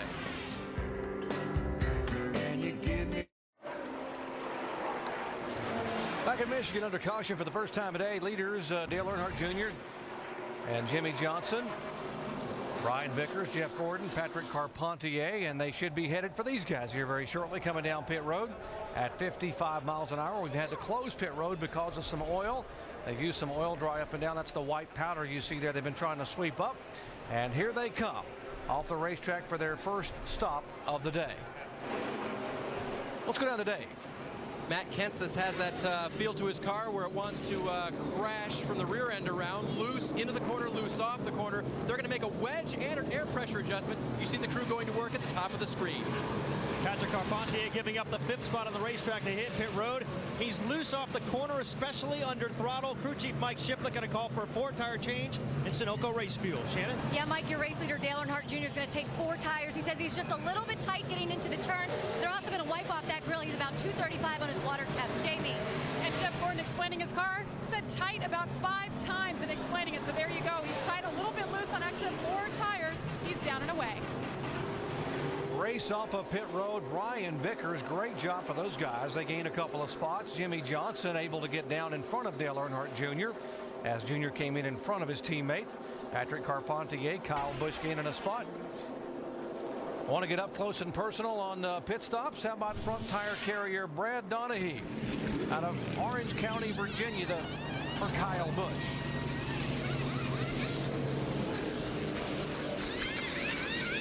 A lot of work going on in a short amount of time right here. Clean the grill, let it go. Yeah, that's a nice job. Kyle Busch, 23 years of age. We mentioned about young phenoms, 8-time winner this year. In racing, Kyle Busch is the phenom. Richard Petty is the legend.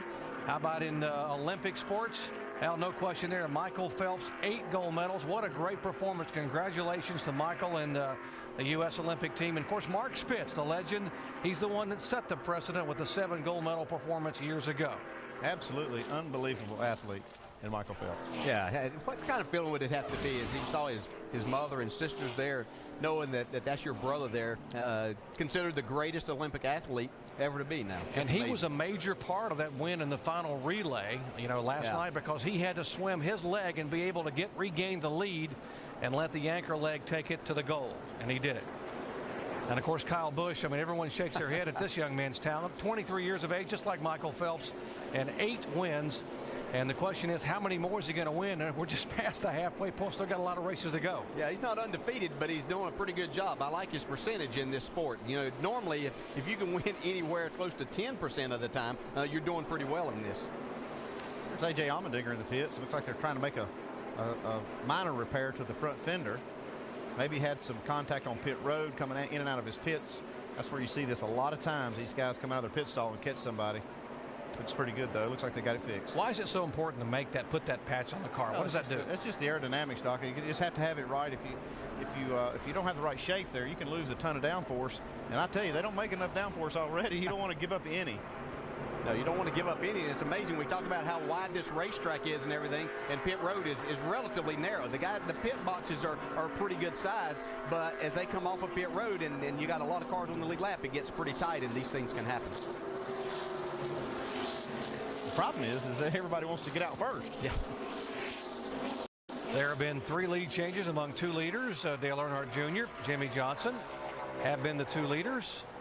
And Jimmie Johnson will lead them back down to the green flag as we have 24 laps complete of 200. Working lap 25.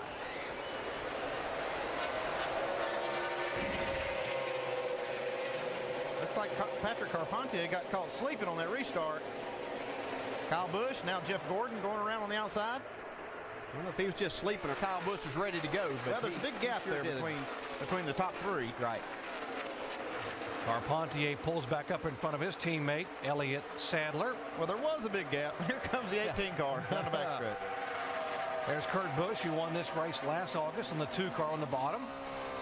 Now right along with the 16 car, our in-race reporter, Greg Biffle. A little bit different line for Biffle. 24 car hanging tough there in 5th position. Jamie. Well, right after that pit stop, Jeff Gordon was not a happy camper. For some reason, they were a little slow. The team didn't realize they were as slow as they were, and Jeff Gordon not happy. Talking to his team, this is what he said. No, I don't have to tell you guys. I'm sure you're beating yourself up in there already. But that was a sorry pit stop. So let's get it together. You guys are the best out there. I know how good you guys can be.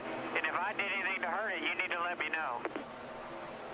I like that. Of course, he's talking to his team. He's trying to keep them positive, though, letting them know you guys are the best out there. Let's get it together and get a faster pit stop next time around. Yeah, that just tells me that guy wants to be up front. Now, he's not satisfied with anything but excellence, and that's what you expect. Yeah, and what he's saying, if it was anything that he did that let him know, if he didn't get in and hit his marks, or if he was a little bit slow getting there, if he let the car roll just a little bit, that throws those guys off. So he's willing to take the blame if that was part of the problem. And also saying, you guys, I know you guys can do better. If that's the best you can do to be different, but you guys can do a lot better. And obviously a lot of frustration there for the 27 race winless streak. 2nd spot. He's got a good little hot rod here. Yeah, he seems to be able to go to the bottom and top. He told me the other day he thought that he was going to run more on the bottom with their setup and everything this time than what he did here the first time. Of course, we saw him take the lead earlier, and he went to the very top of the racetrack, but it looks like his car's working everywhere. He might run the bottom, but it'll surprise me if he stays there. Shannon? Yeah, for Jimmie Johnson, your current race leader, he's battling some pre-off conditions, but says overall the car's pretty good. Now on that last pit stop, guys, 4 tires for that number 48, just a slight air pressure adjustment as well. So trying to get that car perfect for that number 48. Yeah, if they look in their mirror, they can see a familiar sight other than they've been looking at the back of, as we see Dale Jr. Yeah. I think he looked in the mirror and saw him coming and said, hey, gotta go. Oops, gotta go by. Gotta go by. Here comes the 18. Until Dale Earnhardt Jr. won here in June, Chevrolet had not won at this racetrack in 13 races back to 2001. It had been Dodge and Ford, so I think Chevy might have said, you know, it's time for us to do something here, although Toyota has never won here. And these guys here running 3rd and 4th may be trying to change that today. Yeah, I don't know if Kyle Busch saving any fuel running down there on that yellow line, but he's sure on the yellow line. He is. He's eating it up. Get him drive that thing all the way to the bottom of the racetrack.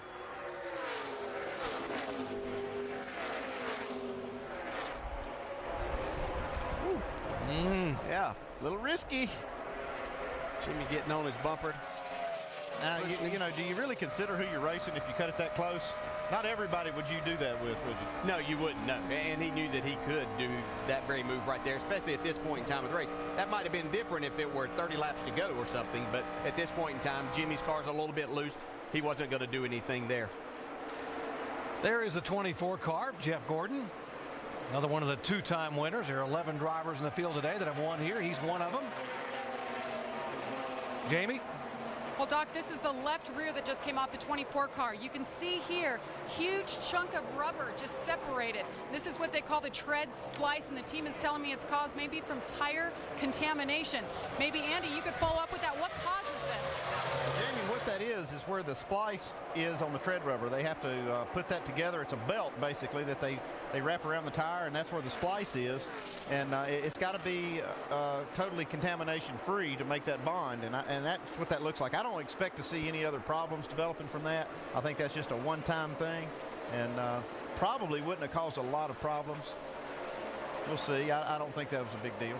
Yeah, I think it's good that they had the caution to get that out of the way, but you're exactly right, Andy. And if everybody saw your feature with Goodyear, you told everyone how much that this was a human element that they put into it that in making these tires, and sometimes that does happen. And it only takes, they told me when I was up there before, it only takes just a little something to get in there that can create these problems. And obviously it's going to happen occasionally, but hopefully that'll be the one instance here today. It kind of surprised me that it happens at all, because they x-ray these tires, two different processes of x-ray. Vickers taking third spot away. 83 going by the 48. And you're talking about creating problems. The 18 is going to try to create some problems up front for the 88. Look at Biffle coming here. How about the 99 car of Edwards, who started back in 27th spot? Check out Edwards. He had a good corner right there. Gained on Biffle. He's coming. He told us after he won the nationwide race yesterday that he was excited about his car. He was fastest in happy hours, as we've documented already. But this shows just how good this team is. And these are the type racetracks that they've really been superior on this year. He's gained 21 spots since the start of this race. Yeah, he turned 29 years of age on Friday. Then he comes out and dominates the nationwide race yesterday, leading 5 times for 71 laps. And then now he is on the move from 27th spot. You can really get that car down in the corner, and it rolls just right around the bottom. What happened to Junior running the bottom, Dale? Yeah, it didn't last very long, did it? He said he was going to do it more. We can see him moving up in front of Jimmy Johnson there. 34 of 200 laps are in the books.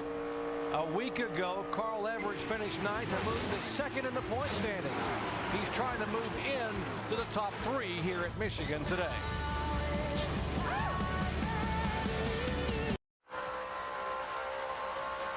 As always, a ton of motorsports on the ESPN networks. NHRA Finals from Reading, Pennsylvania tonight, 10 o'clock Eastern on ESPN2. NASCAR Now Late Night Michigan wrap-up 1 a.m. Eastern Time on the East Coast. NASCAR Now Monday Roundtable 5 Eastern tomorrow. Ray, Ricky Craven, and Mike Massaro join me to wrap up the weekend's events here in Michigan. And then next weekend in Bristol, Friday night the Nationwide Series race 7:30. Saturday night the Sprint Cup Series race presented by Pennzoil Platinum 7 Eastern Time. Those on ESPN. We got it all coming up over the coming week. Now, we talked a lot on NASCAR Countdown about the bubble drivers in the race to the chase, and a lot of them starting way in the back. Where are they running in the race right now? Well, for the most part, some of them have made some pretty good progress. Yeah, it looks like Kevin Harvick's on the move. He's moved himself up a few points and has a good run going today. Matt Kenseth looks poised to have a great run today, so I think those two guys are going to have a good evening as it rounds. You know, I've been watching the 11 car, Denny Hamlin, just a little bit, guys, and he's moved up 11 positions, but he's almost a second slower than the leader right now. So, I mean, he's not looking good for speed. He has picked up his spots on the track, so we have to continue to watch these guys. This racetrack has continued to get real slick. The guys running on the bottom, the middle, and the top like we predicted, so we'll check it out. No question, Kevin Harvick's been the biggest mover among the bubble boys early. Watching Matt Kenseth. Dave, what's going on with that 17? Well, and guys, he sets up his car to run anywhere. Even though the top line may be the quickest, he knows he'll have to pass guys on the bottom line, so they worked on that all weekend. Unfortunately, they made that air pressure and wedge adjustment on the last stop. The car is looser than it was before, so they're going to have to take a bigger swing at it next time for Penson. As for Kevin Harvick, he's picked up 6 positions since the restart. They made a change to that car to try to give him more rear grip. His car was loose as well. That also was a wedge and air pressure adjustment, and they have moved forward. As to their bad qualifying level, I think Kevin probably told you earlier, they don't know why that happened, but they're racing better now. Started 38th, and you see the scoring serial on Kevin Harvick there. He's all the way up to 14th position. Running there with another one of the Bubble boys, David Reagan. David Reagan's getting ready to put himself in a good position. He's been so consistent the last 10 races. Had a couple of races where he had some bad luck, but I still think David is poised to strike. If he can get a good finish today, stay up around that top 15, possibly get into the top 10, he goes into next week with a great opportunity. I tell you, the Roush guys always run strong right here, and he needs a tap off of Jack Roush and all the knowledge that his teammates got and bring home a good finish right here in Michigan, because this could be a big, big day for David Reagan if he keeps this baby going the way he's going right now. So some of the Bubble boys trying to move their way forward, Doc, and catch up with those guys up front.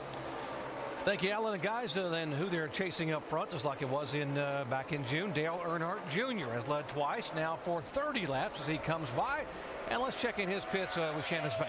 Yeah, Doc, I told you on that last pit stop, Dale Earnhardt Jr.'s water temperature was a little high. Well, it's not getting any better. This is the radio that he just radioed into Tony Eury Jr.'s crew chief. I got a big problem. The water temp is at 260. The oil temp is 300. So team members were just out on the wall with some binoculars trying to check out that car on the track. And as you can see right now, Tony Eury Jr. just trying to figure out what to do. We'll keep you up to date on the issues down here in the 88 pit stall. Well, that is a huge problem. That water temperature is right on the borderline, if not just over it. I'd be very concerned about this, and I'm sure Tony Eury is going to think about maybe getting him in early. Yeah, I don't know what he was doing there. We saw him flip and switch, and sometimes if you think you have something on the grill, you can turn your radiator fan off and on a couple of times, and it may get it to fall off. So I think that's probably what Junior was doing right there as we see a battle for second. Not much of a battle right now. Brian Vickers is taking it over from Kyle Busch. Last 4 laps, Vickers has been the fastest car on the racetrack. He has run laps faster than Dale Earnhardt Jr. So Vickers, who led 44 laps here in June, had a very good race car back in June. Ended up bringing it home in 4th position. Now on the move, trying to reel in the 88 car. Getting back to that thing with Junior on the grill, if turning that switch off can help that, but what will work is if he can get up behind another car and turn that fan off, it might float that off of there, but he'd have to get right up next to another car, and he doesn't have anyone in front of him right now. Hey, I'll tell you what, guys, I'm looking at the grill. Take a look at it right there. It's blocked up pretty good. There's a lot of debris on that grill, and it's not going to blow off Andy and Dale. I think this guy's going to have to pit this car or be risking blowing an engine up. And in championship hunt, I don't think he wants to go for that right now, guys. And again, Rusty, for people who are watching from home, it's at the top of the splitter. The actual opening is not where it says Impala SS. It's down below that at the top of the splitter, that little line where exactly the air comes in. Now, for more on those switches that he was trying to flip inside, let's go down to our Chevy cutaway car and Tim Brewer. Thanks, Jerry. The switch panel he's got, folks, is right here. This is the ignition switch, second ignition switch. He's got the switch right here. He can actually cut that fan off. But cutting the fan off is only part of the method. He's got to pull the car right up in behind that other car, stop the airflow, and hopefully the material will come off the grill because there's dead airspace right there. DJ? Yeah, you're exactly right, Tim. A lot of things you can do, but where his problem is, I don't think there's anything they can really do. Sometimes you could back off and get behind another car and try to help that. But where this is, that seems to be one of the problems these guys have with this particular car, is that's where the trash seems to want to go, and it doesn't come off nearly as easy as if it were on that outside part. So be interesting to see what they were doing. Rusty was talking about the championship battle. Well, they're pretty much locked in as far as the chase goes, so they might be saying, hey, let's see if we can make it. It might actually be worth the gamble. Just stay out there. If he just could find another car here, that you can see there's nothing in front of him.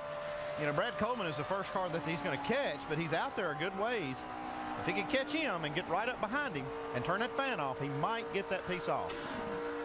What a difference a year makes for Dale Earnhardt Jr. In 2008, the win came here at Michigan. 7 top 5s. He has yet to have a DNF. No, we're not trying to jinx him. We hope we don't. And he is 4th in the points. He was 2nd until that disappointment at Watkins Glen a week ago.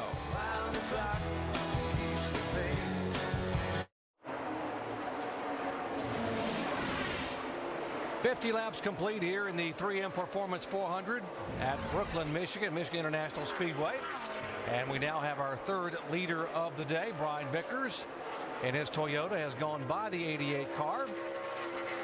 And the grill looks like being passed by Vickers might have helped Dale Jr. Well, what they did, they backed up. They backed up to the 83 car, let Brian Vickers go, and right as they made this pass, I saw a little flash of that paper coming off of there, and the next shot we had, you could see the grill was clear.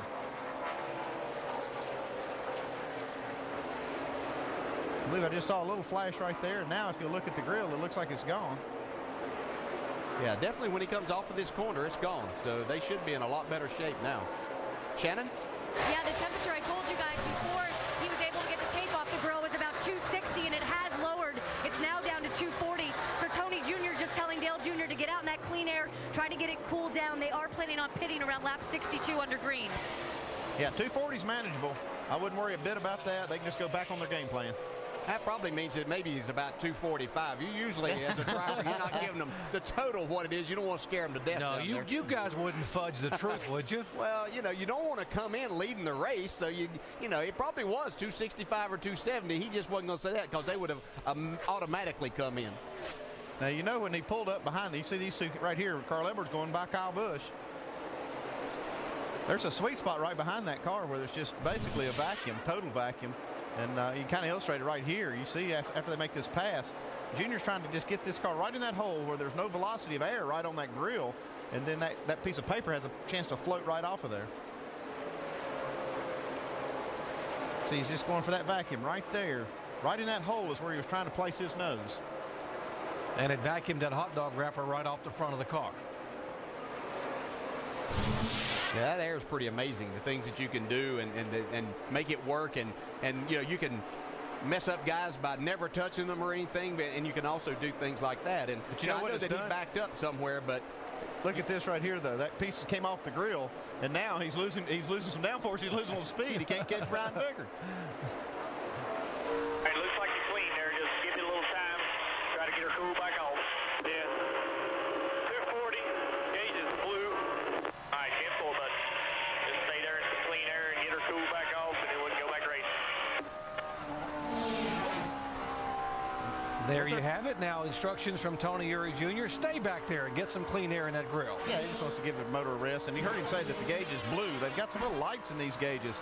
Some cool little deals that when the temperature is out of range where they want it, it'll actually turn yellow and red. And now it's back in the blue, meaning everything's good. Our Wrangler telemetry shows you him just touching the brake there. See how he goes back to the throttle. He's just giving it quarter throttle here. Now he's wide open. As these tires wear, you see that they're having to really baby that throttle, even though this track is huge. They still struggle for grip here off the corner. Wow, 203 miles an hour entering turn one.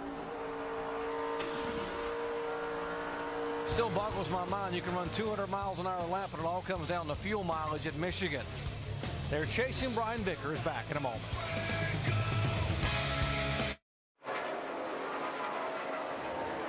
Aerial coverage of our leader, Brian Vickers, brought to you by our good friends at Goodyear, the official tire of NASCAR, helping NASCAR drivers get to the finish line for over 50 years. Boy, how much would Brian Vickers like to be able to get back into victory lane? Only has one career win, that coming at Talladega back in October of 2006. He has now led the last 11 laps as we are moving in on green flag pit stops. Brian Vickers knows something about this racetrack. This looked like what he did yesterday in the Nationwide Series race. Yeah, Brian likes to run his car pretty free, and that's good, especially if you're going to run high. You've got to have it to do that. Jamie? Well, DJ, Kevin Hamlin is crew chief. I asked him about that this morning, and he said, you know, Brian just knows how to move a car around to make it faster, to find the optimum grip, and that's what we've seen with Brian Vickers today. I also asked him what the difference is with these Red Bull cars this year. He said, when we went to Charlotte for the test in April, we hit a turning point. The biggest point, we build our chassis in-house. This car that Brian is driving is a first-generation COT for the Red Bull Racing team. Before, they outsourced their chassis. Now, this is their personal cars, and it's turning around, guys. He's qualified for all 22 races so far this season. I really like what these guys are doing. They're constantly getting these cars better and better. I talked to Brian Vickers' dad, Clyde Vickers, in the garage area, and he was just talking about that, how these guys are really moving that program forward. You mentioned yesterday he finished second here in the NASCAR Nationwide Series race after leading twice for 17 laps. There's Dale Earnhardt Jr. He, Vickers, and the other leaders pitted on lap 24. We are hearing that 62 to 64 would be their range to come on pit road for the green flag stop. Single file here in the first 60 laps, getting a bit stretched out. Big news this week for Tony Stewart. Made the announcement that Ryan Newman would be his teammate in 2009 for Stewart-Haas Racing. Made the announcement Friday morning. Basically a half a lap down. You see, boy, he's struggling a little bit there with the back, rear end there kicking out a little bit loose. Yeah, they seemed to struggle a little bit in practice yesterday. I was watching their car. That car looks real loose. Yeah, it seemed to be exactly what they were fighting, and this seems to be kind of a common theme with them here recently. Yeah, he started 21st, only has moved up to 17th position.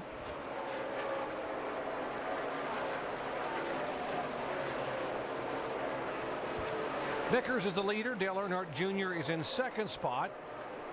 Green flag stops coming here momentarily. Back in third position, coming all the way from 27th starting spot, yesterday's winner, Carl Edwards.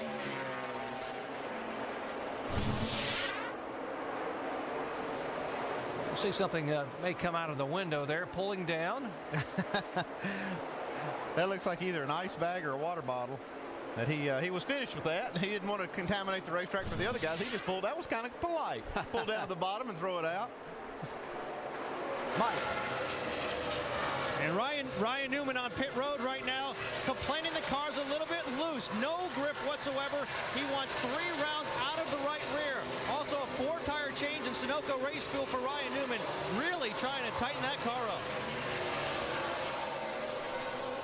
So Ryan Newman couldn't wait any longer. He came in when the window was available to get that car tightened up out here. We've seen some guys slipping and sliding. We're just talking about his future teammate Tony Stewart sliding around.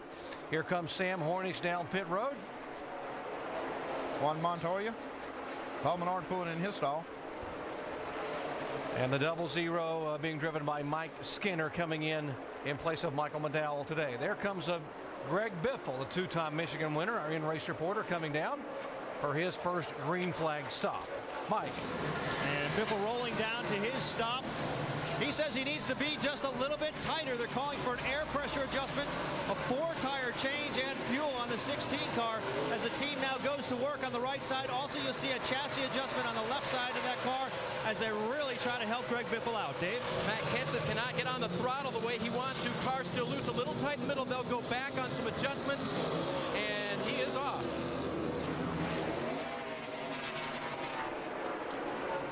Carl Edwards coming down. David Reagan is in. Bobby Labonte. Others. There's Dale Earnhardt Jr. coming down, getting woed down to 55 miles an hour.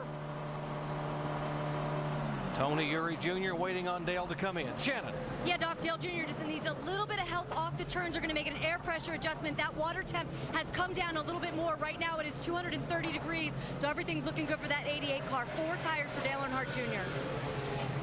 And Carl Edwards started 27th, worked his way all the way up to 3rd. Lightning fast first pit stop, 12.3 seconds. He said he just needs to snug it up a little bit. He's a little too loose. They're putting 4 tires and fuel. He's down and away. Dave? What they did last time for the 29 car, air out of the right rear, down to the track bar for Kevin. And the last change didn't help as much as they wanted it to. That was the comments from them. He's finished on pit road. Whoa, contact in the pits. On pit road, the 22 of Dave Blaney into the side of the 41 of Reed Sorensen. Let's go down to Mike and the Kyle Busch. And Doc, Kyle Busch started the race out pretty loose, but it's gotten a little bit tighter. So for the second stop in a row, they're going to add a spring rubber, this time to the left rear, trying to help out Kyle Busch. He's away. Well, if they got a spring rubber in that thing in 13 seconds, they're pretty good. 83 car exiting. Brian Vickers, our leader. Here's Jeff Gordon. Jamie. And Jeff Gordon, see if they get a faster pit stop. Remember, he was extremely frustrated with how slow they were. 15.7, still a little slow for the 24. 4 tires, no changes, guys. Jeff's got some of that DuPont paint rubbed off the right side of his car. Maybe got up against somebody or against I think it's just one coat. Looked like maybe he took one coat of paint off on the wall. No dents, just a little bit of scrape. Just a clear coat. He's getting all there is out there. Guys, once these pit stops started happening, this looked like a caution flag pit stop because everybody was hitting pit road at the same time. I guess they don't want to give up. Everybody was looking to get there as quick as they could because a lot of these cars just aren't handling very well. Every one of them were loose that we heard. I've never heard that many cars say they were loose or drivers say they were loose at this racetrack. Now, I thought typically the history of this track was as a race progressed, they got tighter and tighter. Well, that's why I brought that question up with Greg Irwin at the beginning of the show, is because that's what the racetrack typically does, but it didn't do that yesterday in the nationwide race, and today we see the same thing happening. With the cycling through of the pit stops, Dale Earnhardt Jr. now back as the leader on lap 68. Told you there was some interesting contact in the pits, and it does get close in a hurry down there. Let's go down to Alex Animal Janchuk, who's the tire carrier for Dave Blaney. Go in and get this Buckeye bullet pitted. Get him out quick as we can. Nice. There we go, coming back to the left side. And what we got right now is we're having a great right front side. And we're money. Here we go, bud.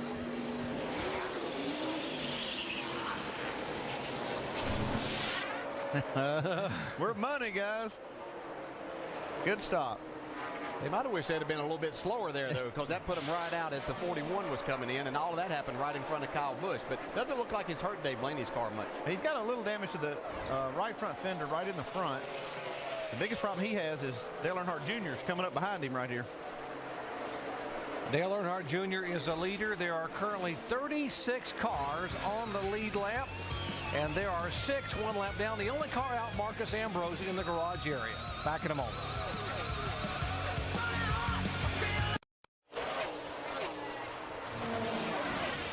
The NASCAR Sprint Cup Series at the Michigan International Speedway under green with 72 of 200 laps complete. Of course, we're just 70 miles southwest of Detroit, the home area for Ford and Dodge and Chevrolet. And our AT&T Crew Chief Challenge for today: which car manufacturer do you think is going to win today's race? Toyota, Chevy, Ford, or Dodge? To play, text the word crew to 191 on your AT&T wireless phone and send in your answer. We will show you the results later in the race. Standard text rate applies. Right now it's a Chevrolet leading a Ford and a Toyota, with Dale Earnhardt Jr. leading Carl Edwards and Brian Vickers. Rusty, Brad, some notable things early in the race from you so far? I guess one thing I'm noticing right now, guys, is Carl Edwards in their number 99 car. He started 27th. He's worked himself all the way up in the second position. Not anymore. Just took the lead. Oh, just took the lead. Now, one of the fastest cars on the racetrack, obviously. You know, this guy, it's just been tremendous. He won the race yesterday, understands this racetrack. Brad, one other thing that's standing out in my mind also, boy, the 88 car of Dale Earnhardt Jr., he skirted a big-time bullet with that engine overheating. Yeah, he really did, and it looks like he's rock solid and set up for a good opportunity to do the sweep this year. But I tell you what, Jimmy Johnson took a big hit, it looks like, as he came out of the pits there. He's bounced all the way back tonight. He had a great run going early. Looked like he was going to be able to challenge, but he's slowed up in traffic a little bit back behind Elliott Sadler. He's got a fast race car, but he's not advancing for him. Yeah, something in that long green flag run didn't agree with the 48 car, and something's not agreeing with this 88 car right now. That's first to third in a lap and a half. The car wiggling around a lot. It acts like a tire or something's going down on that race car. The way it was dancing around a little bit. Or he's trying to feel something out. And you know what it always is? You come off pit road after a stop, and the driver says, I got a vibration. Yeah. Shannon, what's on that 88 radio? Yeah, Alan, right now he's just saying that car is so loose. He says he needs more air pressure in that right front. Just not happy with the handling of the car. All right, well, we'll see how far back Junior falls. But from first to third, pretty quickly there, Doc. Lap and a half, he loses the lead and then loses a second spot. Watch the wiggle in the back of the 88 car here. Wow, that's more than a wiggle right there. That's a power slide. Yeah, and talking to these guys from the first race, they saw a little bit of inconsistency as they changed just tires. Didn't make any adjustments on their car, but as the day went on, they found a little bit of that happening, and your car could go from being pretty good to all of a sudden so loose that you couldn't drive it. And it looks like that might be the case with Dale Jr. Now you can look at this shot right here of Greg Biffle. You can see the car in front of him. I think that's Junior that he is sideways. You can see how that rear end just keeps stepping out. That's a terrible feeling here because you are running fast. We've documented that you're running over 200 miles an hour down into these corners, and you have to carry a lot of speed. And if you get over that edge of being loose, then it can create a lot of problems and a lot of stress for the driver. Yeah, he is now running laps in the 43-second bracket, which is 0.6 of a second slower than the leaders and these cars that are moving in on him. Yeah, and just to give you an example, his last lap before he pitted, and he had almost 40 laps on his tires before, was 43.04. So yeah, he's at 43.14 now and only has a handful of laps on these tires. Wow, look at that right there. That's loose. Yeah, that's when you're begging for a caution and it's not you right there. Yeah, if he's not careful, it will be him. I tell you one thing I'm noticing, guys, Dale Earnhardt Jr. is one of the kings of running up high, but the last couple laps, he's went to the bottom because he's so loose, he might slide up and hit the wall. He's so loose. And as soon as that fuel burns off, he should get a little bit tighter and better, but right now, this guy's definitely holding on for dear life, trying to find out what lane he wants to run. DJ, you mentioned how the car can just abruptly change and go from neutral to loose. I mean, he only pitted 12 laps ago. Yeah, but it's just that, you know, certain sets of tires, and this isn't anything negative to Goodyear. It's just, as we know, they're handmade, and sometimes tires just don't match up to what you have, and certain matchups just don't work for you. It might have just a little bit more stagger or something like that, but it doesn't take much to make that car be just almost undrivable, and that's what we see Junior. And he's been running the middle and the bottom whenever he comes back out on new tires. Wow. And you see him now up on top. That's where he was so good earlier, and now he's got his hands full up there. We heard Rusty talking about how this should improve as the fuel burns off. So why don't we show you how it all works? We got to our ESPN Tech Center, Tim Brewer. Thanks, Jerry. Folks, this is a piece of tungsten right here. This piece weighs 35 pounds. When this fuel cell's full right here, it weighs 140 pounds. Now, as you take this weight and it burns off fuel, it actually goes up here to the front tires and increases the nose weight. And it's not necessarily the nose, it's the front axles that gets heavy. That's the reason when you burn the fuel off the rear of the car, it increases nose weight. That's the reason the car tightens up. Tim, it actually does change the balance on the car by lightening the back of the car and letting more weight be on the front. And obviously that, as Rusty mentioned, will drastically change the handling of the car. Yeah, that, Dale, you know, you talked about how the set of tires may have made him looser. That full tank of fuel may have had more effect on this race car than even the tires because, you know, he was pretty good. His car was pretty good, and then they put that full tank of fuel in and a new set of tires, and here he is loose. I think the racetrack is actually loosening up on these guys, and it's not what it usually does. Yeah, talking to these guys, the first race here, they didn't experience what you normally do with the racetrack tightening up, as we see a battle between Jimmy Johnson and David Reagan, who, again, we've documented a lot of just how good this young man is and what a great job he's done in his second year. He's got himself still there in a position, as we see him going around the outside of the 48 car, that he could still get himself in the chase, and just a really good job by this race team and young driver. David Reagan trying to bounce back from that huge disappointment at Watkins Glen, a 30th place finish a week ago. And when you can race and pass the defending and two-time Cup champion, you know you're having a pretty good day. He's determined to do everything he can to try to put himself in this chase. One more spot backwards for Dale Earnhardt Jr. as he slides back into the 5th spot. Kyle Busch moves to 4th. They are chasing Carl Edwards, who has come all the way from 27th starting spot, trying to get his 2nd career win at Michigan. Right now, he's leading them all. Back in a moment. Yeah, he got loose and took you out. He wasn't nothing to do with you. Back at Michigan under caution, scary moment for Dave Blaney just a moment ago. Contact with the 12 car of Ryan Newman, and Blaney's car comes up off the racetrack. They were in the back straightaway, 195 plus miles an hour. Blaney on the bottom. There's Carl Edwards behind him, the leader. That's the contact with Menard first into Newman. Boy, Blaney just got blindsided on that move there. Yeah, nothing he could do. The 15 got into the back of the 12, and that turned him down into Dave Blaney. Well, it still looked like the 12 car was sideways when Paul actually made contact. You see the 12 car come off the corner. It looks like he's out there pretty good, and then Paul catches the back. Well, look at Carl Edwards, the leader, right behind this mess. He had to come all the way down on the inside on the apron area. He got a good view of that one. Wow. Blaney's car got up and popped the roof. right there. Scrapes the wall and comes right back down. Those roof flaps. Yeah, he was really lucky he was right against the wall there. That's the only thing that kept that car from turning over. And the roof flaps. They're doing their job. Everything worked. Pit road will be open, and boy, I'm sure Dale Earnhardt Jr. didn't mind seeing this caution flag come out to the kind of bear he's been wrestling out there in the 88 car. Yeah, they'll be spinning some screws on that race car when he gets in. Yeah, one guy that seems like they have their car better is Jeff Gordon, who had driven his way back to 4th. Let's go down to Dave Burns. Matt Kenseth gives up 7th position. Rear tire changer Dave Smith will pull a spring rubber out of the rear spring. They'll also make a track bar adjustment. This car is loose and twitchy, according to the driver, Mike. Greg Biffle pretty happy with his race car, talking with his crew chief about adjustments. He says don't change much, just need a little bit more rear grip, just a slight air pressure adjustment on the 16, Shannon. Yeah, Mike, Dale Earnhardt Jr. radioed in and said fix this car. Air pressure track bar, 4 tires for Dale Earnhardt Jr. to try to tighten him up. Jamie. Carl Edwards had as much as a 2.5-second lead on the field. He's going to take 4 tires. He wants to be snugged up just a little bit. That means an air pressure adjustment, and he's down and away, guys. Race off of pit road. Edwards holds a position. Biffle's guys do a great job getting up a spot. Vickers back to Earnhardt Jr. in spite of the adjustments of the track bar. And air pressure gain a couple of spots in the pits. Tony Eury Jr. and company getting it done. David Reagan. How about Jimmy Finning and those boys getting Reagan out in the top 7?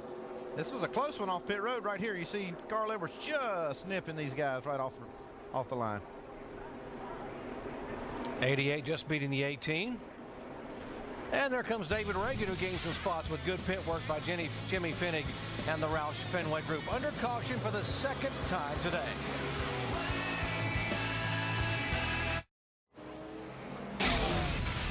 The NASCAR Sprint Cup Series at Michigan is brought to you by Allstate. Are you in good hands? Las Vegas, crazy time calls for crazy fun. Go to visitlasvegas.com. And by Tinactin. Get boom, tough actin, Tinactin. Let's check out our Allstate Good Hands move of the race. Carl Edwards missing the wreck. Man, I'll tell you what, look at this. He's just in a dart left, barely missing Ryan Newman. Pull in right behind him, right to the bottom of the racetrack. That was a winning strategy. A guy going for a championship got lucky there. Absolutely. Got to have a bunch of those. Carl, the leader at the time, and Allstate will donate $1,000 to the Urban Youth Racing School on behalf of Carl Edwards. Time for the restart. Let's visit with our in-race reporter before we go back to green. DJ? Hey, Greg Biffle, Dale Jarrett, ESPN. You have a copy? I got you, DJ. Hey, bud, up in 2nd spot now. We know you have a good race car, but how's the track changed to this point? It keeps going back and forth. One run we're real loose, one we're real tight, but mostly just slick. Real slick. Feels like we're at Old Darlington or something before they repaved it. It's hard to get a hold of. Just don't overdrive the corner, I've learned here in the last little bit. That's really helped my straightaway speed. All right, looks like you're doing a great job. Keep it up. Thanks, DJ.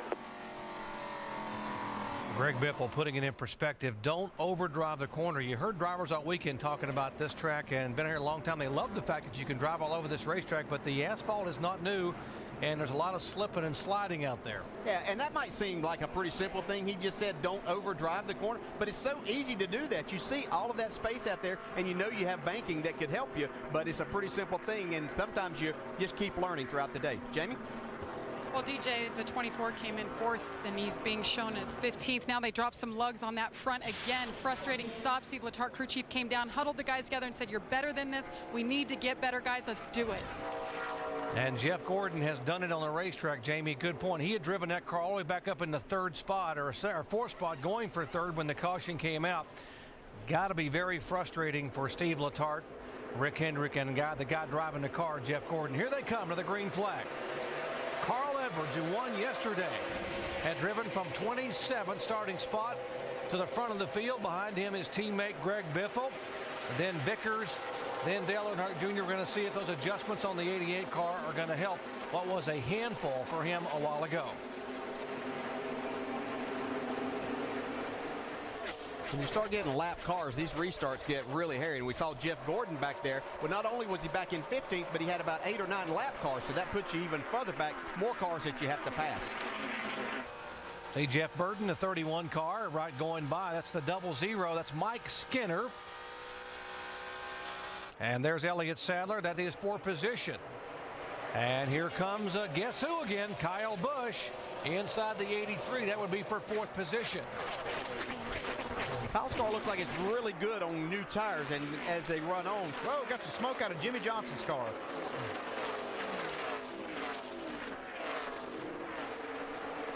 Contact was her teammates that got together and rubbed a little bit. He's got a fender rub. There's McMurray going by. You see Jeff Gordon just going by. Harvick as Jimmy Johnson is sliding backwards. And he's got a major problem right here. Up front, Biffle goes by and takes the lead away from his teammate, Carl Edwards. Yeah, Jimmy Johnson got a left front tire going down completely and rubbing. He's got to get on pit. Well, let's show you what happened as he slows down. Watch the contact in the pack. 24-48. Oh, Stewart on the outside. Wow, they were 4 wide there. There's just, I mean, we talk about this as a wide racetrack, but sometimes you're just running out of room. Yeah, this is not, wouldn't say it's anybody's fault. Clear high behind the 20. There's only so much room off that corner. Yeah, I don't know if that's necessarily what you want your father to be saying. You're 4 wide. Shannon? Yeah, guys, as you can see, they're going to go to work on that car, try to fix that damage. Now, Jimmy Johnson's really been struggling with this car. It has been loose all day long. This is one team that was expecting this track to tighten up, and it just has not for this team. Jimmy Johnson will lose a lap in the pits. Now there are 33 cars on the lead lap, and he is one of 7 cars a lap down. Carl Edwards has gone back around to take the lead, and now look who's in 2nd spot. Yeah, Biffle went from the lead to 3rd. I don't know what happened there. Biffle's leading the race. Everything looks good so far. I think Carl might have looked in his mirror to saw an 18 coming.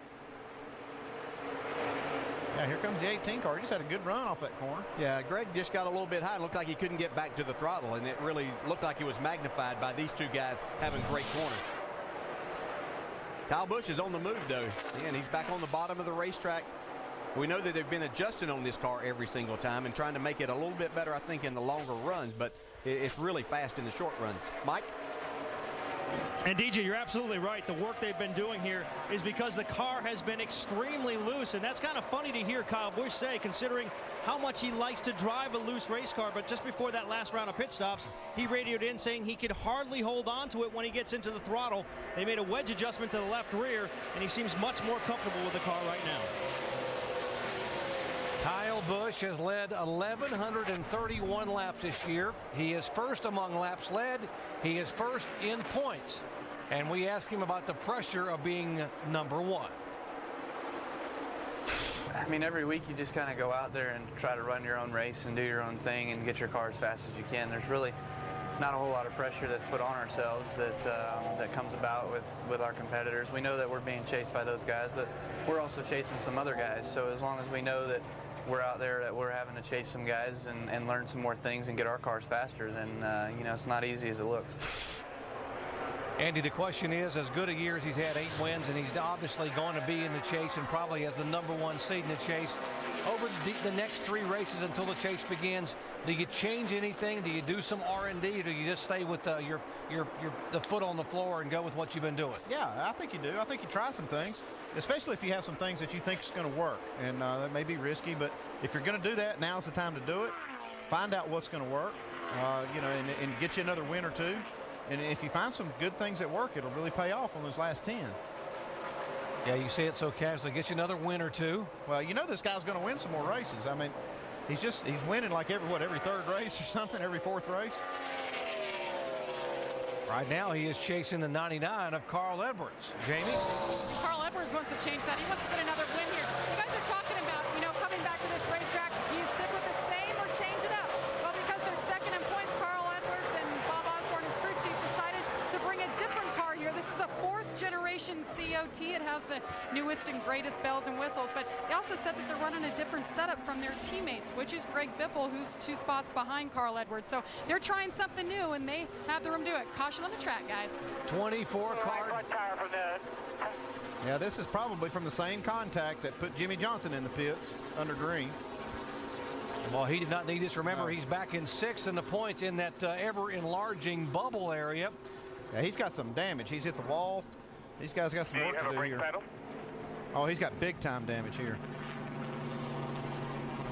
Yeah, garage. They're gonna have to go to the garage to fix this. Remember, lap 90, if you just joined our coverage, there was the 20 car on the outside against the 48, against the 24. That produced the unscheduled stop for the cut tire for Jimmie Johnson, and possibly that's where this happened with the 24 car. Now, top of your screen, let's see if we can watch. There he is right there. Oh. Yeah, there must have been a fender rub there that cut that right front tire. That's the worst kind when it's really not smoking. It wasn't showing anything. We see from Kevin Harvick's view right here. Worst place for the tire. And here's what we're talking about back on lap number 90 as they were 4 wide. Right side of your screen, there's Tony Stewart. Side, 4 wide now, 4 wide. 4 wide. That put Jimmie Johnson in the pits the next lap. And now we have a caution with Jeff Gordon hitting the wall. That's too bad for these guys. Jeff Gordon will head to the garage area. Remember, entering today, only 148 points separating Jeff Gordon from the 13th spot outside the chase. It's that tight. With just 3 races remaining after today. Leaders head for pit road. Dave.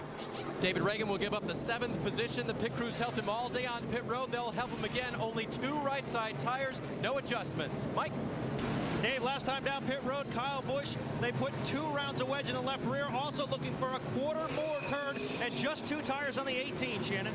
Yeah, Mike, air pressure and wedge adjustment for Dale Earnhardt Jr. Car still needs a little bit of grip. 2 tires for the 88.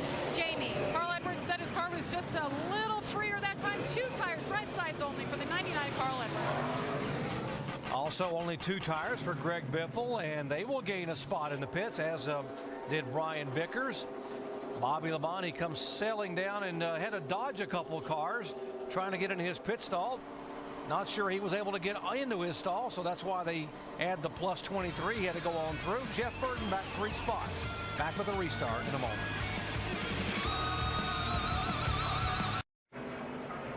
Halfway through today's race in Michigan, we talked about the race to the chase and Jeff Gordon being back in the danger zone starting the day. He was 6th. Right now he's in the garage, and he would only be, as they run now, 67 points to the good heading to Bristol. Mike? And Alan, Jeff Gordon just took a peek at the replay. What'd you see? Well, originally I thought that I ran right into him because you know, my spotter didn't say anything till the last second. He said 2 cars on the outside instead of 3 wide, but you know, ultimately you know, I mean, we're responsible because our pit stops have just been terrible today. You know, we finally get an awesome race car, and we just didn't have the total package today, and it's very disappointing. It's kind of been the way our season's gone. When we get the pit stops awesome, then we can't get the car right. So, you know, what are you going to do? I just hate that got the 48 involved. You know, we always try to have a lot of respect for one another out there, and you know, it got really dicey there on that restart, and we were 3 and 4 wide, and you know, my car was really good, rolled through the middle there, and I guess Tony got to the outside of the 48. And even with my spotter not saying anything till late, I still gave him, I felt like, enough room, but it just got so narrow off of 4. And of course, with just 3 regular season races remaining after this week, you've got to start thinking about points. What type of situation does this put you in now? I'm relieved because we've been going every week going, well, we can't take too big a risk, but we got to push, you know, hard enough. I'm relieved. Now we can just don't worry about anything, just drive as hard as we can, do everything we possibly can, and just go, you know, all out. That's all we can do, and we'll see where we end up. Well, obviously a disappointed Jeff Gordon, Doc. Mike, Jeff Gordon has won a race every year for the past 14 years, dating back to 1993. He now has a 28-race winless streak going on, and trying to be able to hang into the chase. The season for Jeff Gordon, for you Jeff Gordon fans, you may want to plug your ears. It doesn't sound 39th at Daytona, 43rd at Texas, 29th last week at Watkins Glen, and then who knows today. Can they get this car back on the racetrack? Yeah, but we're going to Bristol next week. We know how good he is. Probably only other 2 people come to mind are Darrell Waltrip and Rusty Wallace, and they're not racing, so he's got a good chance to get it back next week. Yeah, and he had such a good car, as he said here today. Here we go. Speaking of good cars, 99 car, Carl Edwards. Yeah, I'm watching Jimmie Johnson to see how how his car is right here. He's right up front with these guys. He's a lap down trying to get this lap back. Let's see if his car is still as good as it was after that contact. A.J. Allmendinger got the lucky dog. Jimmie Johnson was about to go by him. If the caution hadn't come out for another 20 seconds or so, it would have been Jimmie Johnson who would have been able to get back on the lead lap.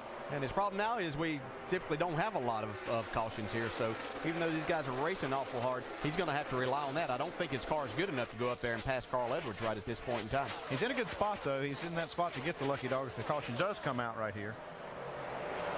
There's David Ragan, and we've talked about this young man trying to bounce back. There's the 6 car of David Ragan running in the top 10 all day. Great pit working right now. He's holding a solid 5th position. He ran a really good race here the first time and has been even more solid this time. Looks like they learned a little something from that. We see Dale Jr. down on the bottom here trying to right behind David Ragan and Matt Kenseth. But he's just has done a good job. He's got himself, each restart got himself in a good spot. Dave? And you guys referred to it earlier today. David Ragan going into Watkins Glen. Not a great place for him. Jimmy Fennick told me this morning we had a team meeting before we went to Watkins Glen.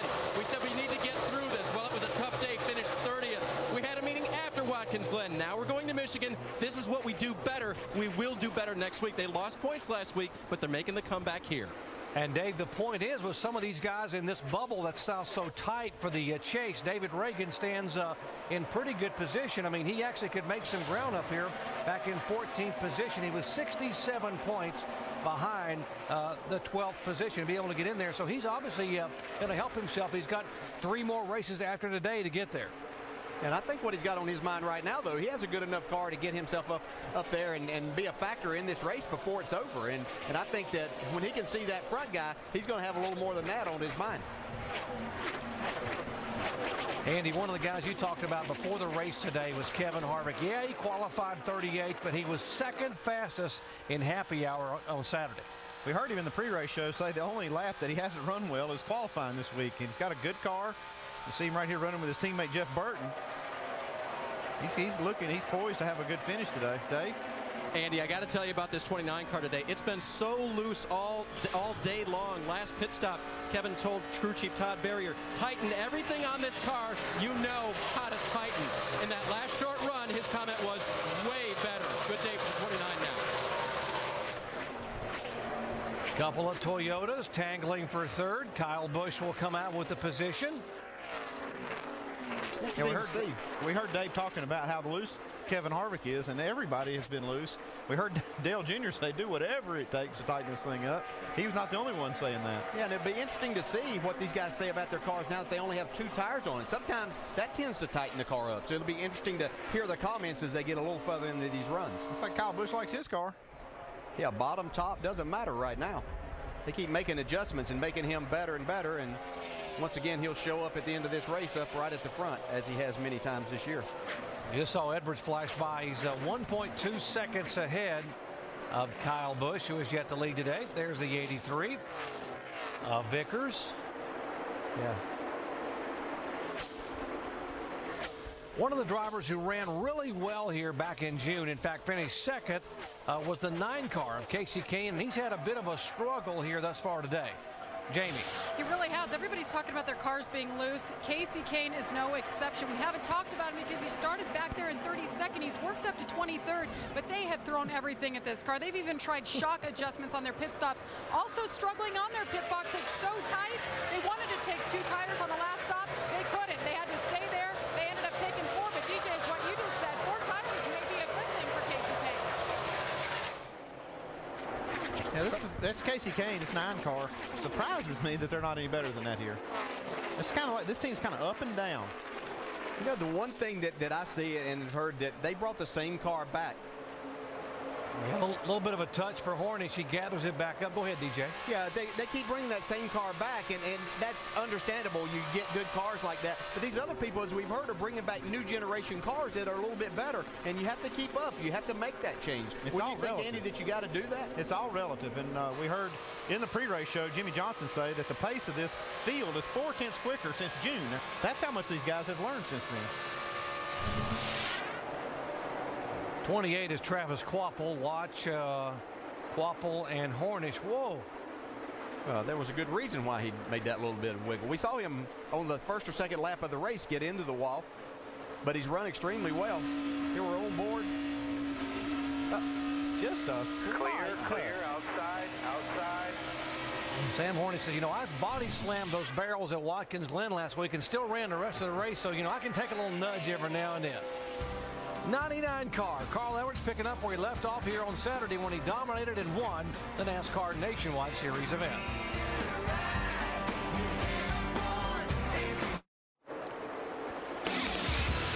Next week, we head to Thunder Valley in Bristol, Tennessee. There have been 5 different winners in the last 5 races in Bristol. And our man, Rusty Wallace, the all-time winning driver, 9 times he has won at Bristol, Tennessee. And, of course, including 5 times on the high bank concrete. Our coverage of the NASCAR Sprint Cup Series at Bristol, presented by Pennzoil Platinum, coming your way next Saturday night under the lights, 7 o'clock Eastern Time. Kicking off with NASCAR Countdown, Alan Bestwick, Brad Daugherty, and of course the man who owned that racetrack for so long, Rusty Wallace, and then our flag-to-flag coverage. Let's take a look at our AT&T Crew Chief Challenge. Now, we ask you, because we are just down the road from the Motor City, which car manufacturer will win today's race? Would it be Toyota, Chevy, Ford, Dodge? Remember, Toyota's never won here. And it was Chevy back in June, and wow, a lot of people think that the GM cars are going to get it done today. They better get busy. Because the closest Chevy to the front is 8th, Jeff Burton right now.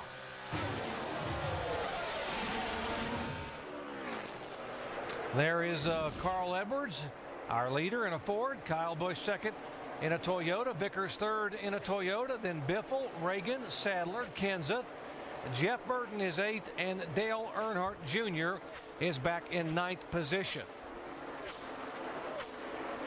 Remember, he had a handful of car. They were going to come in and make some adjustments. So still got to believe he's wrestling a little bit with the steering wheel. Let's listen to some of the communication. DJ, can I explain what I mean real quick? When I'm in the middle of the corner, if you're coming over the radio, they only come over the radio when somebody's just putting their nose somewhere. Just don't come over the radio and say clear by 1. I don't really want to look in the mirror. I don't care whether he's there. I don't want to even know about it. I just assume not even know about it.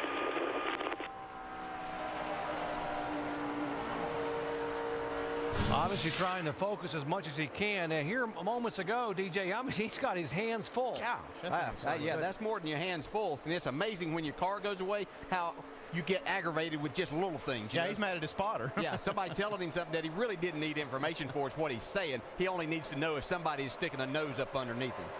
Shannon? Yeah, of course, you guys, that was his spotter, TJ Majors, that he was talking to. Right now, as you just saw, and as you can see right there, Dale Earnhardt Jr. still very loose in that race car. He's saying right now that the car is driving like it has a broken axle. So maybe, DJ, you could tell us what exactly that would feel like. Yeah, what happens is that it feels like that just one tire is pulling when you go to get back to the throttle, that you just have one of those rear wheels that's pulling, and it'll snap the car loose. We've fought that here. I've thought that a number of times and have heard so many people, and this is one of the places that seems to happen more often. You go to get back to that throttle, and it feels like something's broke in the rear end, whether it's the axle, the locker in the rear end, something like that. You get it back home, and very seldom do you ever find that's what's happened. And this has been kind of the thing these guys have been fighting, Andy, that they start off the race really fast, and then they seem to fall back. Here's one of the things. One of the things that happens is these guys think their car's driving so bad that they have to be the worst car on the racetrack. But if they can see what we see, all these cars are loose. Everybody seems to have this problem.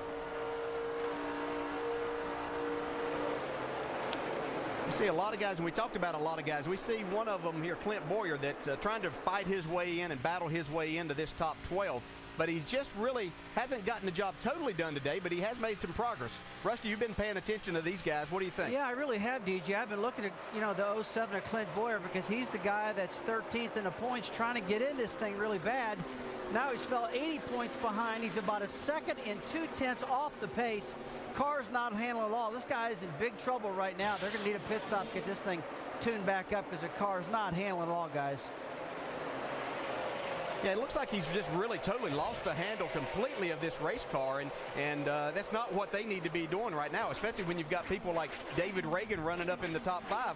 It's going to be make their job even more difficult as they try to make this chase. You know, a lot of times, DJ, there's a lot of grip on the bottom of the racetrack, and he's down there trying to find some grip. I mean, people mostly think it's in the middle on top, but he's trying to get to the bottom just to find anything he can. And Dave, what is he saying down there about his car? Loose all day, Rusty. He's one more of those cars that have just been incredibly loose. And Gil Martin told me this morning, you know, to get in this chase, to make it, we've got two things going for. We got one thing going against us, one thing going for us. Two not so great tracks. This one, evidence today, and Fontana, and two great tracks for us, Bristol and Richmond. They can't wait to get to Bristol next week. Dave, I talked to Clint Boyer down in the garage area yesterday, and he's so frustrated. I mean, 2 of his last 4 finishes have been 20th or worse. I mean, a big frustration for them. They 22nd at Chicagoland, 23rd at Watkins Glen. And as you said, they want to get back to some of the tracks that have been really good to him, Bristol and Richmond. And also, by the way, folks, on top of the stress, he's trying to hold on and win the NASCAR Nationwide Series title, but his lead there is shrinking. If you look at the way they're running right now, he's actually 14th in points. David Ragan is he's kind of showing up on the board in front of him. If it would end now, we know it's not. And Clint knows it's not ending now, so he's going to try to do all he can to try to reverse this trend today.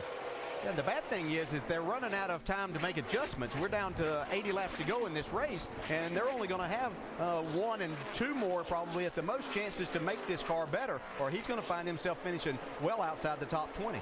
Here's what Clint himself had to say about the struggles they've been going through. It's been hard to, give all 100%. Focus on that Nationwide car because of what's been going on in the Cup car, but we're getting all that behind us. We've been testing every week in the Cup car, and when you're running bad in one, it takes attention, takes the focus away from the other. Greg Biffle making a move by the 83 car. That is for 3rd position. Again, Edwards the leader, Kyle Busch in 2nd. Biffle now into 3rd. Yeah, these guys are a little over 7 seconds behind our leader, Carl Edwards, who's jumped out to a little over 4-second lead over 2nd place. He's got his car right where he said he was going to have it, as he told us yesterday after he won that Nationwide race. Kyle Busch in 2nd spot. He has yet to lead a lap today, but the guy they're chasing, Carl Edwards, has led 3 times for 47 laps.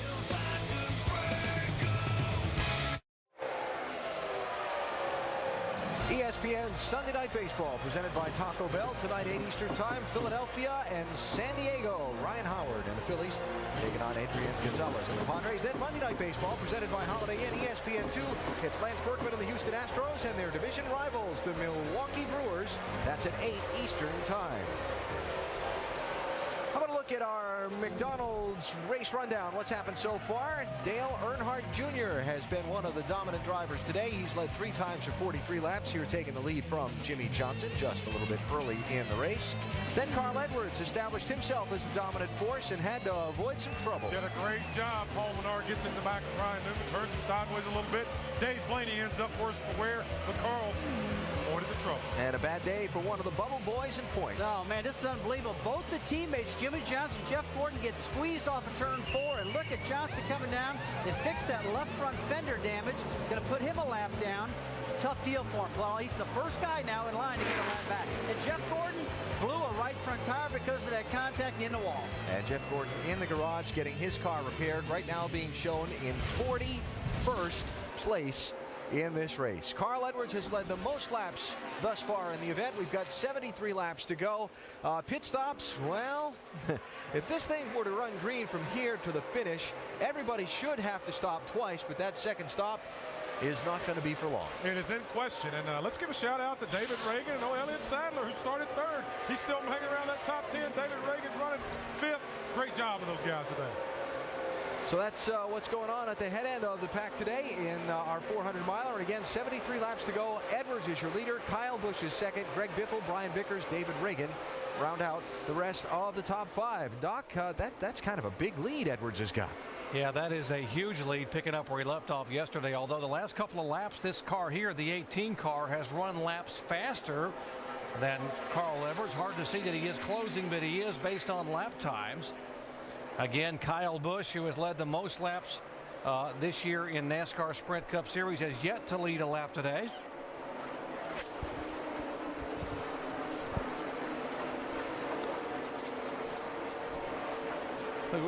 We usually see cars everywhere on this racetrack, and we're just not seeing many away from the wall unless they're going down the straightaway making a pass. Everybody seems to be running literally from 2/3 of that corner up to the top of it. There's just not many guys down towards the bottom, but you can see them spread out a little bit here now. But we've got a lot of guys just right against the wall. I've been watching Dale Jr. the last few laps as he started to make up a few positions, and he is literally right against the wall. It's almost like he's got a little wheel over there that he's using to push against the wall as he goes through the corner. The furthest he's away from the wall is when he goes down the straightaway. And watch as he gets down to this first corner right here.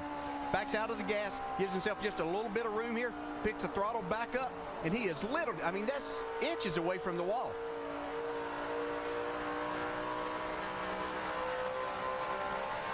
Wow.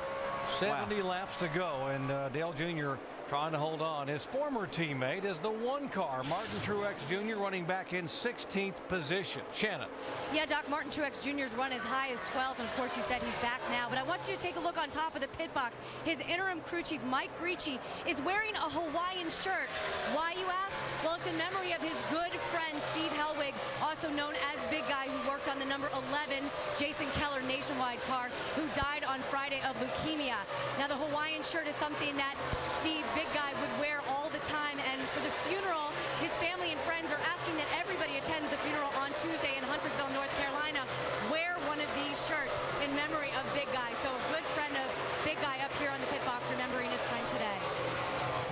Shannon, very difficult yesterday when Jason Keller, who's basically that was his car chief, Big Guy, and they were informed yesterday morning that he had lost that battle with leukemia after being diagnosed back in July. Been a tough week for folks in racing, DJ. Yeah, a number of things, and another that we have, Terry Labonte lost his mother-in-law yesterday, his wife Kim's mother. So Barbara Danmeter passed away yesterday, so Terry's here knowing he has to do his job, but our thoughts and prayers are with the Labonte family. Moving in on the next set of pit stops, they were last on pit road on lap 99, should be coming in 7 to 9 laps. There's the margin right there, Carl Edwards and Kyle Busch. Yes, he is catching him, but it's going to be easier to catch him because they're going to come on pit road in about 7 laps. Greg Biffle is there, Vickers, and how about David Ragan hanging right there in the top 5? Back in a moment.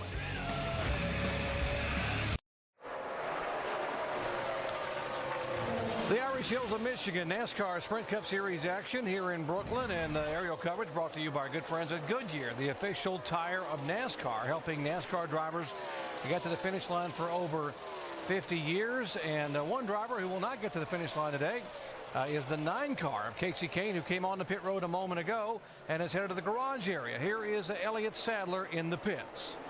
Jamie. And he just got word that his teammate just lost power. The 9 Casey Kane going to the garage, but Elliott Sadler wants to take 4 tires. He said he's been a little bit loose, just like everybody all day, guys. Elliott doing a great job. That's the car that he finished 4th with at Indianapolis, where he led 5 laps. Again, racing for $1 million bonus to help some seriously ill children, the Children's Miracle Network. Here's the guy that they've been chasing. Should be coming on pit road momentarily. And by the way, that 9 car going to the garage area, you know, that's going to, some of these guys in the, whoa! Hold on to it. Man, that was close. Right in front of him, Patrick Carpentier, after Carl had to dodge the incident earlier. He's had some good looks. Boy, my gosh. We'll give Patrick about a 9 on the save there. That was pretty impressive. 17 and 11 running for position for 8th spot. It's pretty impressive. Denny Hamlin watched him early in the race and just wasn't impressed at all. He ran pretty good in practice yesterday, but it just didn't seem like he was making up any spots. But that last time that they got 2 tires, they made up a lot of spots and looked like they have their car a lot better right now. Let's check in on the 17 pits. Matt Kenseth with Dave. And he took 2 tires last time, too. Look at him come off that corner. Listen to the severity of the loose condition today. I know you're doing everything you can, but I mean, we're still so far loose, Chip. We're not even close to being neutral yet. The 2-tire program didn't help us there. So far, with my head sideways, I can't do any more for you. It's just so bad loose. We just haven't really come close to fixing it yet. That's hard to deal with all day long. We'll see what adjustments they make here in a couple laps. Seems to be the common theme. Carpentier opting to come on pit road after that save he made a moment ago. Yeah, probably a good choice for him. I'm not sure how many more saves those tires had left in them. Yeah, Fire back up. There we go. Flares off. He might have needed one of those tow trucks in a box. Dave. Mark Martin on pit road. He had an interesting comment. Slow in the middle. I think he meant tight just a little bit. He said also that it starts off great and then it starts to tear off the right rear. They make changes to that car, send him back down. Mark Martin, the winningest active driver here, a 4-time winner. Here comes Biffle in, Vickers in.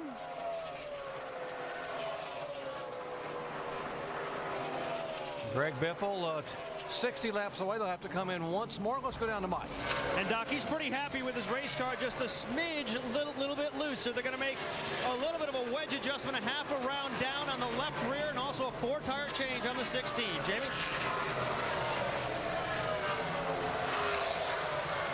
And Brian Vickers in his pit box. They move around to the left side. Great car all day. Brian Vickers, of course, loves running here at Michigan, has had a lot of success. Led a bunch of laps early on. He's down and away, guys. Matt Kenseth now finally coming on. Let's go back down to Mike. And Kyle Busch took a 2-tire change last time down pit road. Look for a 4-tire change here. They're also going to make yet another wedge adjustment to the 18 car. Still 2 free for Kyle Busch. Going to work now on the left side and they complete their stop here to Jamie. And Carl Edwards in his pit box. Everything's good. All he wants to know is what line is Kyle Busch running. And so he knows Kyle Busch was gaining time on him, running that high line. 4 tires for Carl, 14 for 7. Shannon? Amy, Dale Jr. still a little bit loose. Last pit stop, it was 2 tires. This time it's 4 for the 88.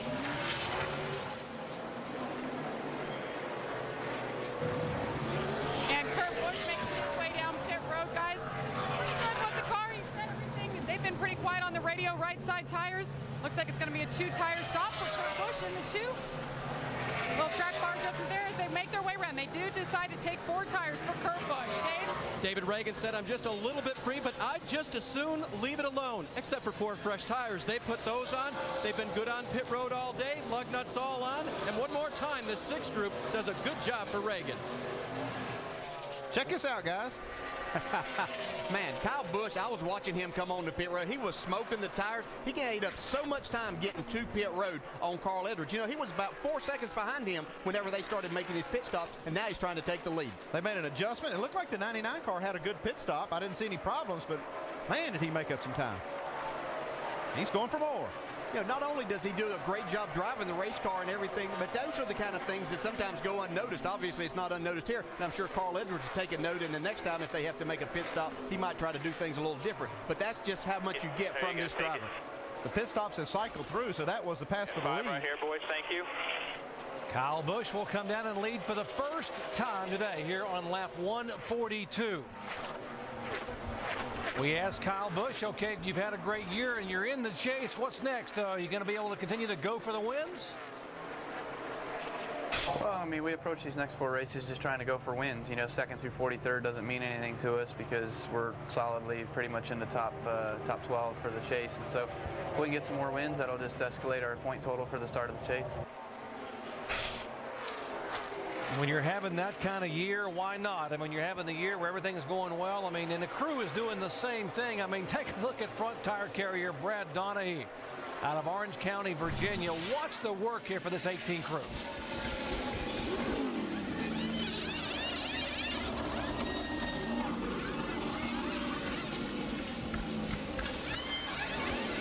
See the great teamwork on this team.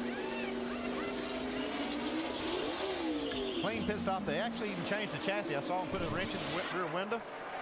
Made a chassis change and still got out there. Might explain now how he made up so much time on Carl Edwards when he came in so far behind. But right now it's Carl Edwards who's chasing him. Kyle Busch, our leader at Michigan. For that spot right now, passing him. I think. Yep, just passed him. Welcome back to the 3M Performance 400 at Michigan International Speedway, NASCAR Sprint Cup Series action. Kyle Busch is our leader. He has now just taken the lead a little. He had not led until lap 143 today, although it had been the Carl Edwards show. We told you that the day was about bubble drivers. There were drivers from 6th back to 13th, separated by 148 points. Jeff Gordon is in the garage area getting his car repaired. You see Casey Kane is headed to the garage area. He is back. And the big gainers now, David Reagan, who began today 14th in points, is just now sitting 57 points out of the chase. And the driver who's in jeopardy of moving out, well, Mike's standing by with him. And of course, that's Casey Kane, Doc. Coincidentally, he's parked right next to Jeff Gordon here in the garage area. What happened? Just something with the engine. I don't know what it was. It started smoking a little inside the car. And then lost a ton of power and had to pit. So we brought it in. They're fixing it. I think what they can fix. I think we lost a cylinder somewhere, but we'll get it fixed up. We'll try to finish the race and get the most points we can. We hardly ever have engine problems, so it's kind of a weird thing, but the engine shop always does a great job with our Budweiser Dodge. You mentioned getting as many points as you possibly can. There's only 3 regular season races to go. You're pretty much right on that bubble. What's that like? We're right on the bubble for sure, and you know, we were sitting good coming in here, sitting in a good spot, and we're probably about 12th now, I'd imagine, but we can still do it. We have a good team, a good car. We just have to finish these races, and if we do that, we'll be all right. And Doc, Casey Kane's math's pretty good. Right now, he is 12th. He finished 7th at Bristol back in the spring. It has been a good racetrack for him. Bristol, California, and Richmond coming up. But, boy, you don't want to be there where you have to run that well. You have to be able to take care of yourself. I'd like to go into Bristol knowing you can't really mess up your car. You got to get a good finish. Yeah, and you know, we talk about certain racetracks being tracks that are kind of wild card because things happen. This just shows you it can happen anywhere. Anything can happen with these, and you have to perform each and every week because everybody else is going to, and that just shows this is going to come down to Richmond in just a few weeks. Kyle Busch, 8 wins in 2008. A total of 16 wins in NASCAR, 8 in Cup, 6 in the NASCAR Nationwide Series, and 2 in the Truck Series. Carl Edwards is 2nd, Greg Biffle 3rd, David Reagan in 4th position, and the 83 car of Brian Vickers is 5th, right in front of Dale Earnhardt Jr. Let's check in the Vickers pits. Well, Doc, Brian Vickers 5th right now. You know, he started on the pole, led some laps, but he was just radioing into his crew saying he's losing power on this straightaway. They're definitely not as fast as they have been all race long, so it's something he's keeping an eye on as they continue to fall back just a little bit. You know, how many times have we seen Jimmy Johnson's team have a problem, get a lap down, and luck falls their way, and they come back and contend to win the race? Well, today, they haven't had that luck. Remember, Johnson had to pit under green after that contact with Jeff Gordon and Tony Stewart. It put Johnson a lap down for the longest time. He was the first car 1 lap down. And then these green flag pit stops happened. Now he's like the 13th or 14th car 1 lap down because of the green flag pit stops that spread the field. And Andy, for Chad Knaus, he just got to be saying, it's just not my day. Yeah, he is, Alan, but there is something good that can come out of this. If they can keep running here for a while, he can make up some spots. If the caution comes out, there's only 19 cars on the lead lap, and this 48 car is better than most of those. So he would gain a lot of spots and then maybe put himself back in position. But he's going to have a break. You're right. It's just not falling his way. Andy, I tell you what, you're exactly right when it comes to that. But, Jail, I want to talk to you about one thing. You remember, buddy, we used to put a set of brand new tires in these cars. You go out for the first couple laps, and it sticks like crazy and just flies. Remember that? Yeah. I'll tell you what, Kyle Busch, I've been watching him between lap 141 and 149. This guy just took off on those 2 tires, pulled away about 2.32 seconds in the field. Now it's up to 3 1/4 seconds. But as you notice now, the times are starting to stabilize between him and Edwards just a little bit. I'm pretty impressed how hard he drove that car to get away from these guys. And that's a good feel, man, when you got them new tires, you know. That's a great feeling. You're exactly right. But what's going to happen here is he runs on some more laps. That 99 has been the best car on the longer run. So did Kyle Busch abuse those tires? We've thought that before, and he just seemed to keep building on his lead. It'll be interesting to see here, though, if Carl Edwards is able, as he's sideways right there. Wow. looks like his car might be a little bit loose. But Rusty, that 18 car, they've been adjusting on that car, and it looks like they've got it where Kyle Busch likes it right now. He's liking it right now. There's no doubt about that. But if you talk about loose, hey, that 99 just won the award for big time loose. And you know, we talked earlier in the year about how these guys can get these things sideways, and that rear wing seems to straighten them out. Let's take a look at this replay right here, because guys, that was smoking sideways. Take a look at that, DJ. Man, we were on him, and then we got getting ready to get, wow. Now that, look, I'm telling you, that's a lot more sideways than what that even looks right there. If you could see that head on, or be where Carl's sitting, I can assure you that's way sideways. And we can see him in the next shot, his hands were turning more right through turns 3 and 4 than they were to the left. Yeah, this is a good angle right here. Let's take a look at it one more time. Whoa, look at that baby step out on him. Good job of gathering it back up. But now, look, because of that, Kyle Busch now is to pull out to a 4.4 second lead. This cat right now is color me gone, this 18 car is. Hey, Rusty, whenever you get a car that sideways, it takes a lap or two to come back, doesn't it? Well, after you clean your shorts out a little bit, you lose your breath a little bit, and finally you get gathered back up in the wheel, and your crew chief says, okay, baby, get back up and ride that thing. Clear your head out now. Hit your marks. Jeff Burton trying to move his way. Remember, Jeff Burton, who's had a couple of abysmal finishes the last couple of weeks, moved back to 5th in the points. Our Wrangler telemetry shows you that Jeff is running really well, moving in on the 17 car. He's 9th right now. He has caught Kenseth and Hamlin. Catching them is one thing, though. Is he going to be able to get by? Remember, there is one more pit stop, which will come around lap 180 to 182. See how these guys barely go back to the throttle in the middle of the corner, and they have to really squeeze it down smoothly. They can't just stab the throttle here when these tires get some laps on. Yeah, they just don't have the downforce back there to help them out, and that's been the biggest difference with these cars is these guys have really had to baby the throttle. We see him racing the 17, who we've heard talk about how loose his car was. A big improvement for the 11 car and Denny Hamlin right there, as we see Matt Kenseth trying to go around Denny Hamlin, but that's been a huge improvement as they were running back in the mid-30s earlier in this race as they started back there, but didn't seem like they were going forward, but now they have righted things and got themselves in the top 10. You guys referred to the fact that you want to roll in or squeeze into the throttle. Be very careful, as slippery as this racetrack is. There's Casey Mears, and we've got some cameras where you can actually watch what he does with his feet in the floorboard. Now this is a good shot right here. You'll be able to see he's running wide open down in the corner. Gets on that brake. He's using quite a bit of brake. He's a left foot braker. So he has to go back to that. So, whoa, he's just having to play with that throttle a little bit. Especially right up under, and they have to get out of it just a little bit right there with the 00. Yeah, that's a great shot right there showing. And this racetrack used to be with the older cars that you could really hammer that throttle a lot more when you had that downforce and were able to do that. We'll watch him here down in turns 3 and 4 as he tries to go back to the throttle. A little bit of brake there, back to the throttle. Now you're wanting to get to, you say you have to play with that throttle. You're not wanting to, it's just something that you have to do or you're going to spin out. What tells you that you can't mash it all the way down? The feeling in your pants, yeah. Yeah, you could have your hands full and your pants full if you don't squeeze it real easy coming in and coming off.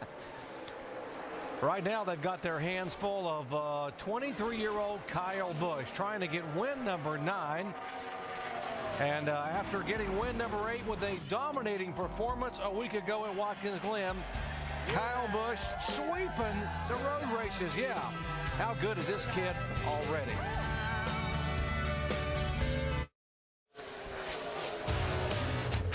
Lots of motorsports coming your way. NHRA action, the finals from Reading, Pennsylvania, coming up 10 o'clock tonight Eastern Time. NASCAR Now tomorrow at 5 Eastern Time. How about some NASCAR Craftsman Truck Series at Bristol next Wednesday, 7:30. Jimmy Johnson, by the way, driving the truck owned by Randy Moss. Then NASCAR Nationwide action, live flag to flag, Thunder Valley next Friday night, 7:30 Eastern Time. And, of course, NASCAR Sprint Cup at Bristol, presented by Pennzoil Platinum, beginning with NASCAR Countdown Saturday night, 7 o'clock Eastern Time. Alan Brad and Russell William Wallace, who owned that High Bank track for so long. Let's get you up to speed with the leader, starting with our leader, Kyle Busch, and Mike Massaro. And what a tremendous season that Kyle Busch has had, and that whole 18 team has had. I spoke with his crew chief, Steve Addington, this morning, Doc, about the season. They said it's great, but it doesn't come without a little bit of anxiety. Keep in mind, because of the dry spell the 18 team has had over the last several years, Very few of those team members have ever been to the chase. In fact, they're going to rely on Kyle Busch to be the guy with experience and lead this team. The motto right now in the 18 is be hungry, but be humble. And that's what they've been doing. Right now, they're looking for win number 9, Jamie. Caution, debris on the racetrack. This will be caution. Came off the 24 car. Number 4, the 24 car had been back in the garage area, Jeff Gordon, and had pulled back on the racetrack 61 laps down in 42nd position. There's the damage on the 24 car, who cut a right front tire and slammed the wall after having contact about 10 laps earlier with his teammate, the 48.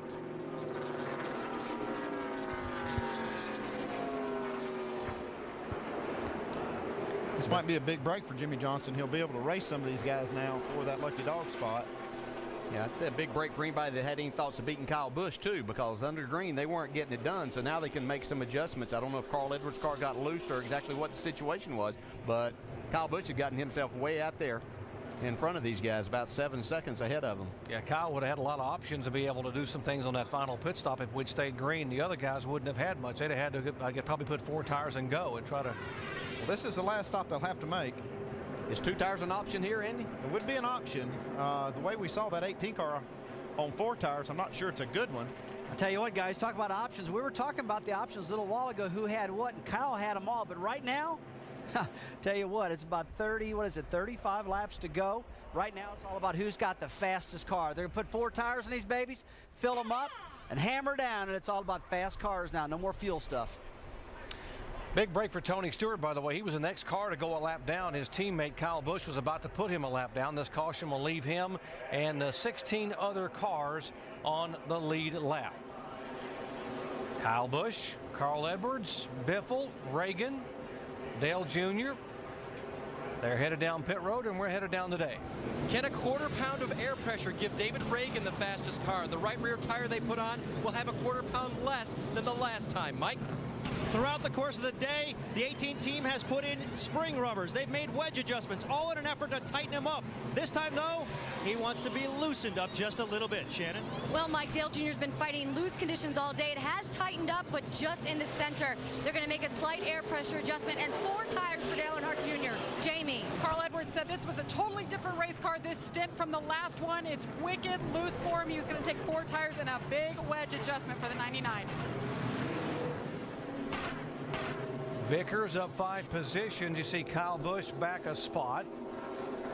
11-second pit stop for David Reagan, but by virtue of Vickers gaining those spots, he will be back 1 position to 5. Hard to believe you have 11-9 stop and you lose a position on pit road. Watch Kyle Busch's bunch here. Again, Brad Donahue, front tire carrier.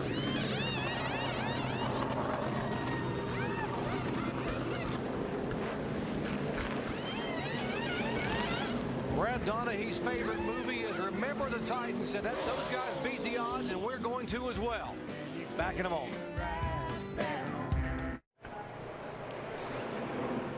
Back in the Irish Hills of Michigan, under caution here for the 4th time today. Debris coming off the 24 car. Jeff Gordon had been back in the garage area and come out with some damage on the right front fender that brought the caution out. Our leader is Brian Vickers, a 2-tire stop for Vickers, who was the pole sitter today. And also by virtue of winning the pole, he gets the first pit selection. And Andy, that's a big break for, and I guess a just reward if you are the fastest qualifier. It's always an advantage to be the #1 pit guy here. But at this racetrack, they've got that line real close to that first pit box. You see Brian Vickers, all he has to do is just roll and he's across the line. They're finishing up that right side stop, and here they go. He gets it easily. Yeah, right front tire changer was the first guy off pit road there. Yeah, he did break the plane first. Didn't he? That shows you how close that line is. Jamie? Well, you guys, they did take advantage of that. Like you said, Andy, they watched the competition, saw what they were going to do, and last minute decided on 2 tires. The entire team watching that pit stop and how they crossed the line first. But Brian Vickers, you know, he radioed in and said that he thought he was losing power. He said it's coming around now. I think he just had a seriously loose car. Thank you, Jamie. Ironically, there have been no pit road penalties this entire race. That is a rare occurrence in a NASCAR race. NASCAR's not had to penalize anyone for coming in too soon or speeding, and we probably just jinxed half the field. Maybe not. That might have been the last stop. Might be. 32 laps to go. Let's let the pace car pull away. Let's listen to the spotters as we go full throttle. Yeah, just close up a little bit. Pace cars in. Ready. Get ready. Ready. Ready. Going. Go. Going. Green flag. Green.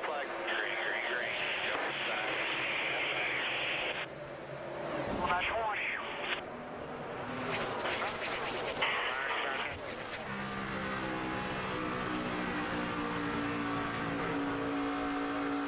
In and out. 20 on the outside. One wide. Just a 5 all the way at the bottom. 5 still in stop. There, all clear. Inside. He'll be right there. Here you go, all clear. 30 right away. That probably answers the 4 tires versus 2 tires debate, and they were 4 wide a moment ago in turn 2, and getting pushed all the way down to the apron trying to get off the turn, but it's time to go, guys. 30 laps to go, and you're probably done with pit road unless we get a caution flag. Well, Brian Vickers just trying to do anything he could to get that track position and hope it works, but 4 tires just overcoming the 2 tires right there easily. I don't think there's any doubt when you put 4 tires on what looked like the best race car of the last run and you only put on 2, you're going to have a hard time holding him off because we got to spin. Kurt Busch in the 2 car gets it sideways down on the apron. He will save it. Looks like he's got a flat left rear. Here we come. No caution. Like he's had some contact with somebody with that left rear tire. Left side tires. Yeah, these guys were racing and battling awful hard back there, so you know there was some contact at some point in time. With that left rear tire flat, he did a great job of saving it, but no caution, so this is going to get him quite a bit behind.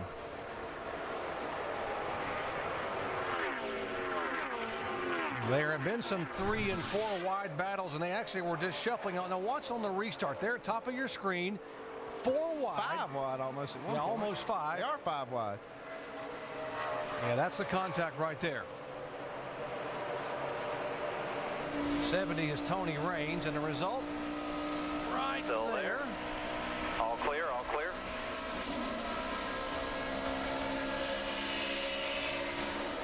Didn't take long, and you suddenly right side of your screen you see the 2 car just slowing down because the tire is going down and just tries to hang on. Does a good job. I'm sure he felt that thing going down. It got slow enough where he could save the thing and get it back to pit road. Pretty good battle here. The 11 and 31. That is for 7th spot. Jeff Burton trying to drive his way back to a top 5 finish. Denny Hamlin, we talked about how far he had to come after starting way in the back of the pack. Dave. When I talked to crew chief Mike Ford this morning, I said, how are you going to be today? He goes, who knows? We've been loose and fast and tight and fast. I said, well, what happened to qualifying? Well, we were just loose and slow then. But he said, I'm looking forward to having a great day because we got close at the end of final practice, and we really think this car will be okay. We just have to pass a lot of people, and they've done it. They were 3rd quickest in final practice, talking about the 11 car now. Denny Hamlin and Dale Earnhardt Jr. got a nice view a moment ago with a 31 car. Burton getting out of shape. He's still loose. He's chasing the car to the top of the racetrack. And we see now Junior trying the bottom. He's been right up next to the wall for a lot of the race. And he's got new tires on. He can run the bottom a little bit.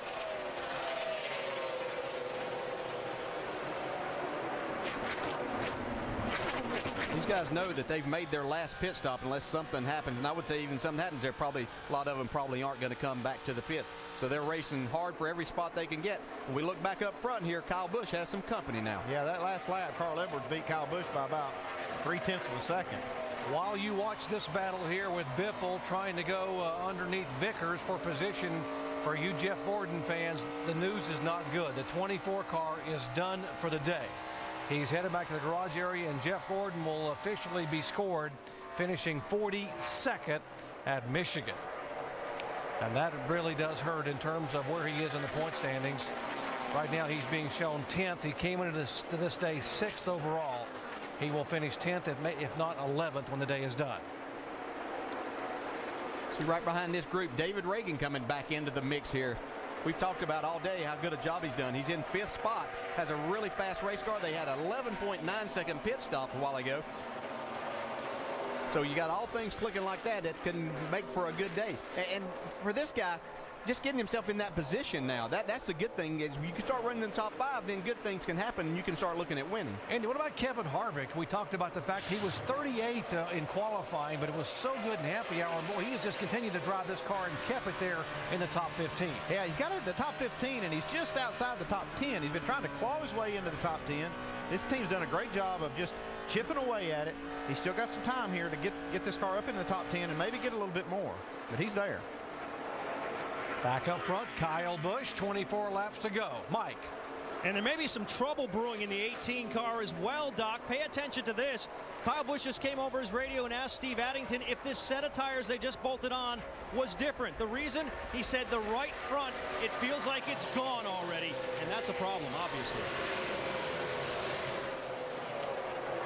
Well, they're running some awful fast lap times right now, and you get out there, you can abuse that just a little bit, or be interesting to see what happens as we run on. He only has 23 laps to go, but he's got a mirror full of Carl Edwards right now. Carl's all over him here, and if he's got that right front tire, feels like it's gone already in this run. That's probably not going to get better as the fuel burns off. But this Kyle Busch has proven that he can drive around just about any problem. Andy, what do you say to your driver when you hear that? I mean, obviously you're not going to bring him on a pit road, or do you leave him out there and take a chance? Oh, you leave him out there. It's all his right now. Just tell him you got what you got, and you know, you're the best. Show me what you can do here. You just pump him up? Yes, sir. That's all you can do. He still got the lead. Jamie? Guys, right before Mike said that report about the 18, the 99 team radioed to the driver Carl Edwards and said, the 18 sounds like they may have a flat. Just keep your eyes open. That was enough to get him going, guys. He's reeling him in. That's right. These guys want to pounce on somebody when they got a problem, don't they? Yeah, when they're injured or they're wounded or they're having trouble, it gets them all fired up, and Carl Edwards is up on that steering wheel. Yeah, and sometimes as a driver, you see a guy starting to gain on you a little bit, then you have a caution out right now. Caution number 5, debris on the front straightaway. See the crew chiefs there? Bob Osborne, right side of your screen, Steve Addington. For Kyle Busch as they are talking to their drivers. Now what do you do? Now this gets interesting right here, because tires can help. And some of these guys, I know the guys at the back of the lead lap are going to come in and get tires. The leaders will likely stay out. If I'm Kyle Busch, and especially since my car's not exactly where I want, I'm going to try to force everybody else's hand right now. If I can come on pit road, put on 2 tires and go back out there, and hope that I get enough of them to come with me. NASCAR safety truck coming down to pick up some debris off one of the cars. Well, we're going to find out what they're going to do. Kyle Busch has had a good enough car, and he still would have almost 20 laps to drive the car back. Just 17 cars on the lead lap, and they're getting ready. The Joe Gibbs team ready to bring him down. Take a look at that right front when it comes off there.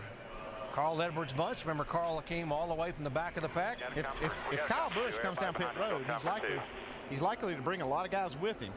Yeah, I think Carl Edwards may stay out, but it'll be interesting to see. I think Kyle Busch is definitely coming on pit road. I think Carl might too. Here, watch this. Here we go. Yeah, follow the leader. Pied Piper. David Reagan stays out. Earnhardt Jr. stayed out. Everybody else on pit road. Let's go down to Mike. And there was some apprehension in the voice of Kyle Busch when Steve Addington asked him if he wanted to come. He said, I don't know, but these tires are horrible. They're going to go with a 2-tire change on the right side, just trying to give him a winning set and an opportunity to pick up his 9th win this year. He's away. And Carl Edwards was right behind watching the move that Kyle Busch made. They decided to come down right sides. Only Carl Edwards right behind Kyle, looking for his 5th win this season, guys. And Carl Edwards will get him off of pit road. Race off of pit road, and Carl by half a car length in front of Kyle Busch. Watch the reaction here from the Roush Fenway crew. They know the 18 car changed 2 tires is on his way. Carl's got to get to the line, and there he is. And they see they beat the 18 off of pit road. We did our job, boys. That's how Carl Edwards won the Nationwide race yesterday. He got out first. They know it's up to cousin Carl to hang on there. Watch the race off. It's the white line. Here comes Carl. And there's the 18, just a car length back. Wow, how close is that? Back at Michigan International Speedway under caution for the 5th time today. Check out today's Sprint Cup monster moment. How about this monster pit stop by Carl Edwards' crew? Yeah, check these guys out. They make a quick 2-tire stop, and they've got to beat Kyle Busch and Brian Vickers off the line here, and they do that right here. For more monster moments, check out NASCAR Sprint Cup Mobile. David Ragan stayed on the racetrack, not only trying to get his first win.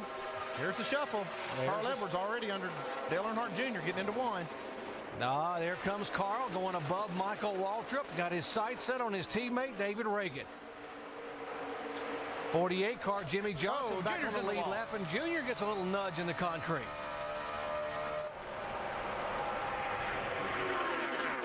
'18 car back in traffic, trying to make his way. Yeah, Junior's in trouble here. He hit pretty hard over there. Yeah, he did. He's up there right way across the racetrack. Up front, Carl Edwards trying to go by Ragan and will take the lead back away with 18 laps to go.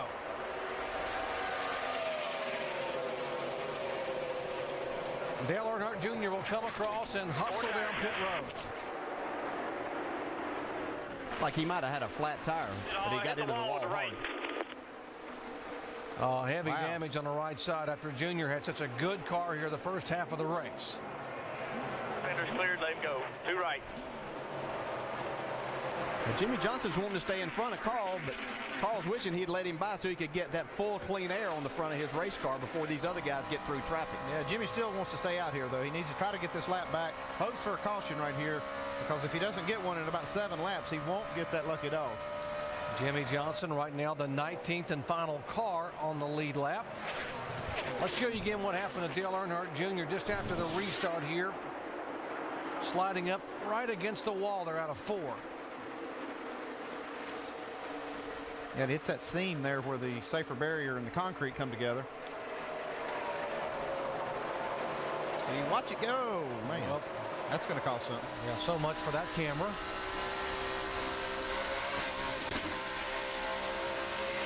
Still 2 inside there.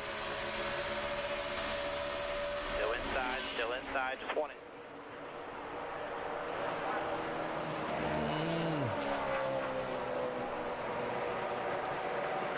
It's going to be another difficult day for those guys and not a good finish. We see Carl Edwards has gotten by Jimmy Johnson and pretty much setting sail out front. He's got exactly what he wanted. His pit crew gave him the opportunity to be the first guy up there, and he's got his car in that clean air. He made the most of it on that restart. He passed Dale Earnhardt Jr. right on the start, and he got himself in position before Kyle Busch could actually get in position to get the lead. Let's check in David Ragan's pit. Dave. Yeah, Doc, remember he stayed out there. That was kind of a bold call.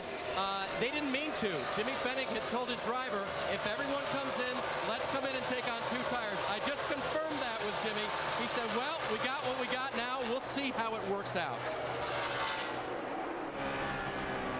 Right now it's not hurting David Ragan really. He's running some good lap times. He's staying up there and he's got himself in a good spot. He was back in 5th before that, so he's in a pretty good position. But we got a lot of battling, a lot of guys here now. Yeah, there's Mark Martin.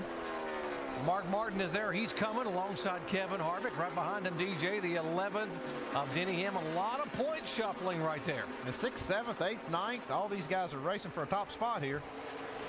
Uh-oh, another caution. Turn 3, debris on the racetrack. Probably from the 88 car of Dale Earnhardt Jr. I can assure you that's not what Carl Edwards wanted. He didn't want to have to deal with. Neither did Bob Osborne. No. He did not want to see this caution. 13 laps to go. Steve Addington, his guy, not able to run down the 99 car like I thought they might be able to, coming off of pit road. Yet, I said so far. Yeah, that's right. And I'm sure David Ragan didn't want to see that caution either, because he had not been on pit road for tires. You know who did want to see it is Jimmy Johnson. Yep. He gets this lucky dog right here. Now he's back in the lead lap. He can start making up some spots. And if you just joined our coverage, it was lap 90 today where Jimmy Johnson was in a 4-wide battle and got bounced off the 20 car of Tony Stewart into his teammate Jeff Gordon, producing a cut left front tire. He had to come down pit road and lost a lap. And his teammate, a few laps later, Jeff Gordon, cut a tire and hit the wall. Now he is back in the garage area. Not a good day for those 2 Hendrick cars. Guys will go 4 tires. Jimmy Johnson's going to get 4 tires to start on the tail end of the lead lap. He's going to be one of the few guys that'll be on to pit road, but there will be some others. And Michael Waltrip's the next car that would be a lap down. Michael's had a good run. He's made the most of it. This is the newest generation car from Michael Waltrip Racing. They had a lot of excitement about what could possibly be today, so he has done a good job inside the top 20. Jimmy Johnson comes down, as does Jeff Burton, Bobby Labonte, and others will set the pit stops and come back with the green flag in a moment.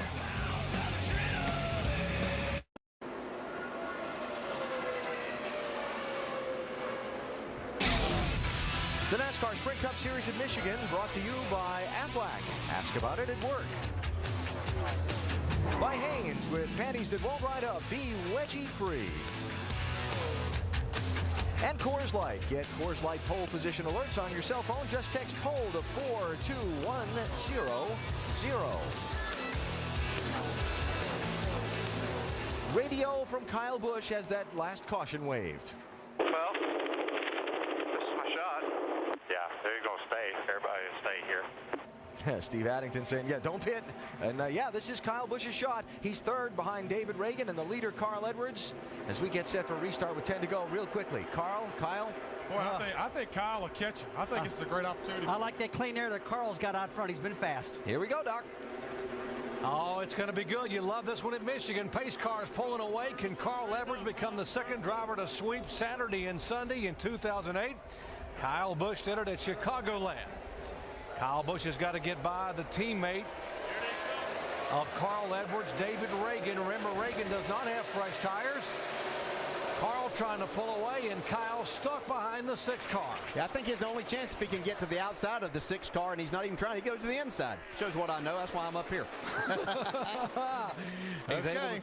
He's in second spot. That was big right there to get that to that point that early.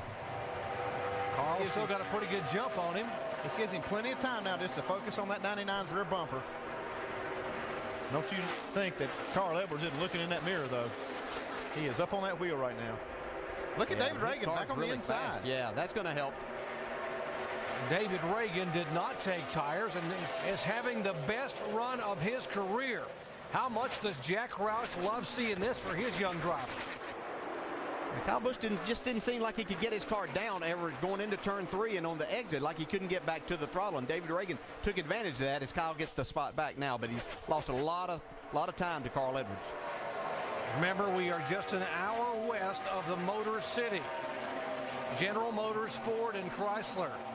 It's all about pride when they come to Michigan. They want to win here. Toyota has never won at Michigan International Speedway in NASCAR, Sprint Cup, or nationwide for that matter. Yesterday it was Carl Edwards in the Ford, and Edwards trying to hold off the Toyota of Kyle Busch here with 8 laps to go.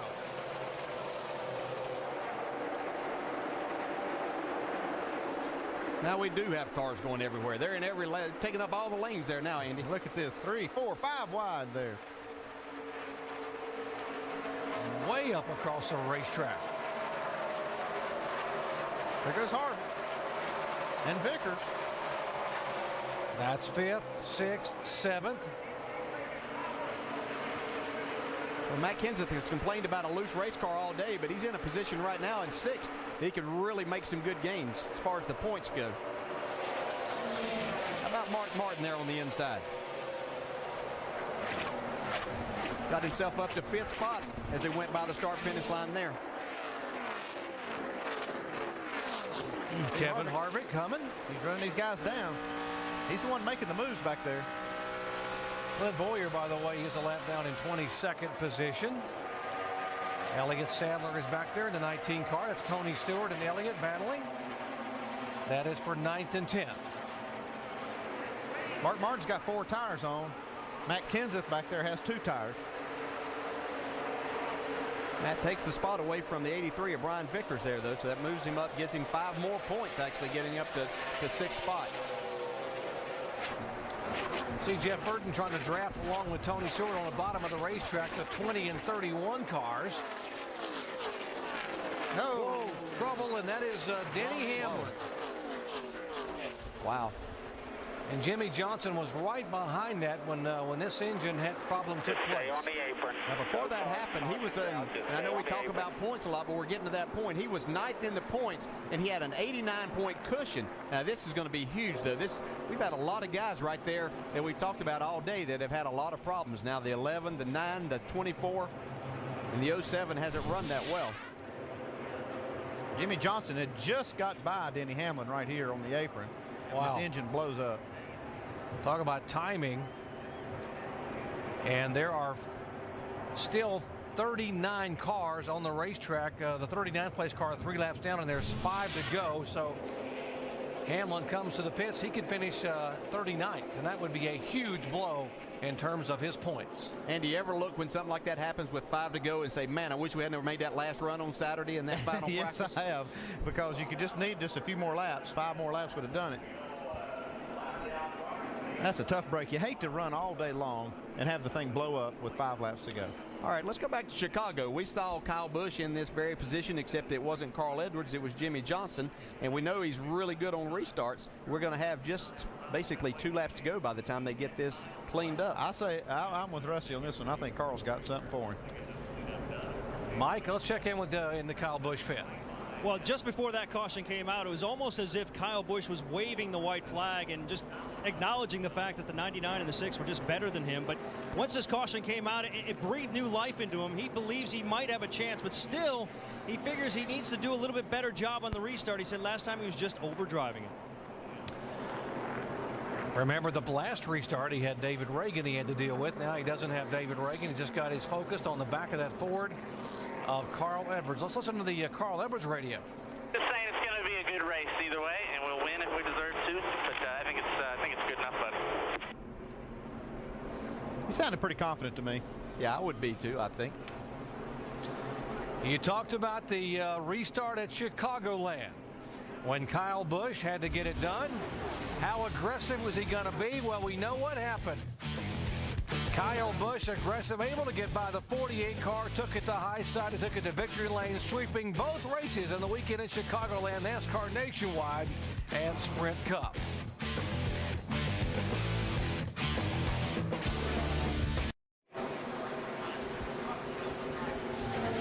We are setting up for a shootout here at Michigan International Speedway. Brooklyn, Michigan under caution for the 7th time, and the reason for the caution, Denny Hamlin standing by with Dave. He is, Doc, indeed. Denny, talk to us about what you felt behind the wheel and then how you're feeling now. You know this affects the points. Well, we came here with a new engine package, and we're a bubble driver, and we just make stupid choices. We can't keep our cars together. We have dash malfunctions, motor breaking. Yeah, at this point, we don't even deserve to be in the chase. Doc?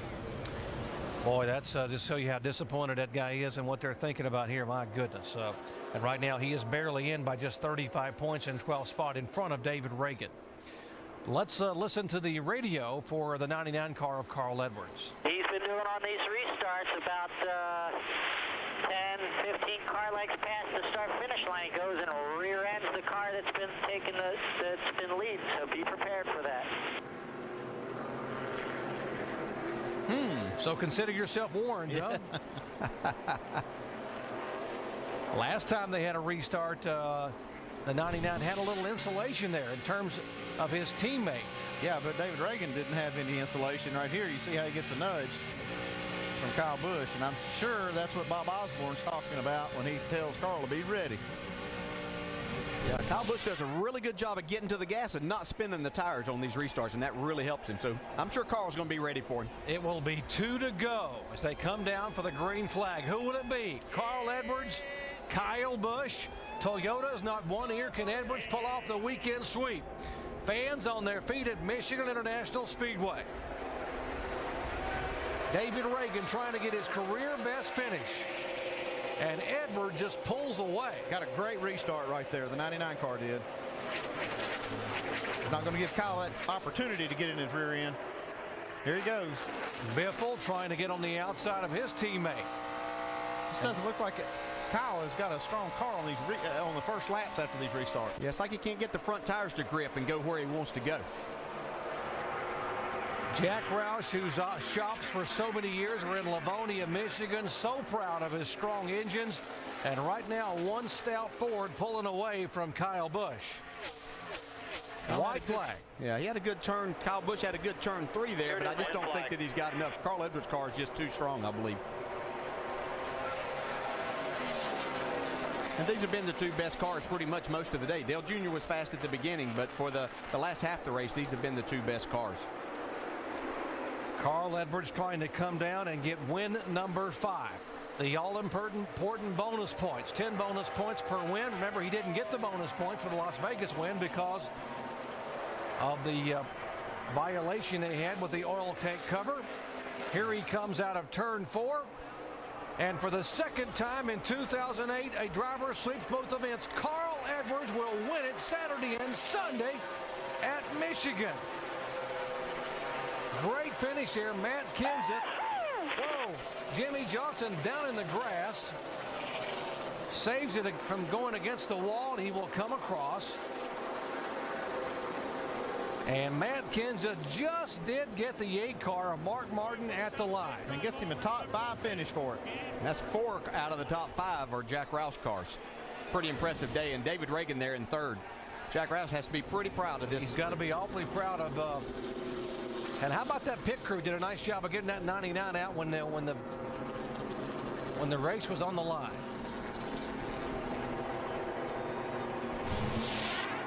Now watch the effort for the 17 car, Matt Kenseth, coming to the checkered flag. Can't back off now. Bounces that thing off the wall, keeps coming. Wow. Mark gives him room. Might only seem like one spot, but that's 5 points towards getting himself solidified in that chase. And here's Jimmy Johnson. Not as lucky. Contact, and Johnson will slide broadside in the grass. Yeah. Turn 4 was his problem throughout the day. Yeah. Created his problems earlier, and then a problem there at the end. They were trying to pass Travis Kvapil on the 28 car right here. That would have been for the 13th spot if he could have gotten around. Yeah, Johnson will be credited with a 17th place finish. Here he comes. He did it yesterday. The signature somersault back to back at Michigan. Yeah. Carl Edwards. And the fans love that. Let's go down to Shannon. Yeah, down here with Bob Osborne, just debating whether Carl was going to leave his helmet on again like he did yesterday. 10 extra bonus points, another win. How important is this win to you guys here today? Very important. You know what we're doing here is we're doing a little bit of practice sessions for the chase, and we're trying to get those 10 points to catch that 18 car. He had a fabulous car. 48 had some trouble, had a fabulous car, but this Office Depot Ford Fusion was phenomenal today, and Carl Edwards did a great job. The pit crew did a great job. I'm just happy to be a part of it. And of course, Bob Osborne did a great job calling the race for Carl Edwards today, guys. Carl Edwards led 5 times for 84 laps. He led the final 18 laps. By the way, David Reagan tying his career best finish today, 3rd, which was Richmond back in September of 2007. Carl Edwards becomes just the 2nd driver to sweep the weekend. Yesterday here in the NASCAR Nationwide Series, he led 71 laps, kept the Hans device on. There's the backwards flip. He had a little more trouble yesterday. And today, that's only 250 miles yesterday. Yeah, can he stick the landing? Oh yeah. Oh man. Oh. Maybe the silver medal.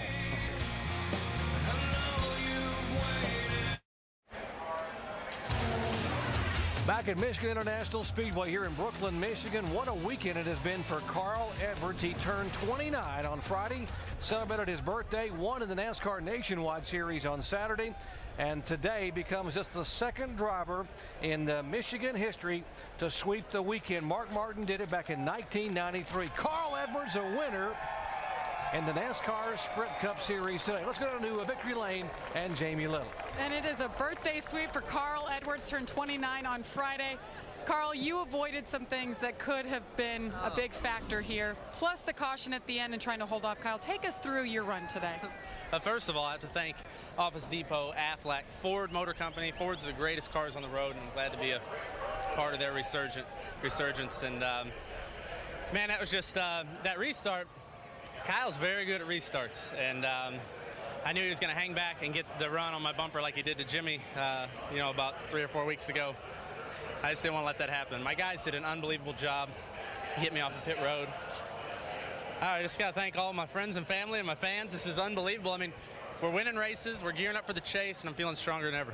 Carl, I know you told me that you don't remember much of today. It was a whirlwind, but how influential was your pit stops today? Your guys, you mentioned them. How important were they in getting this win? Well, it's huge. I mean, Bob Osborne, all the guys have been working really hard.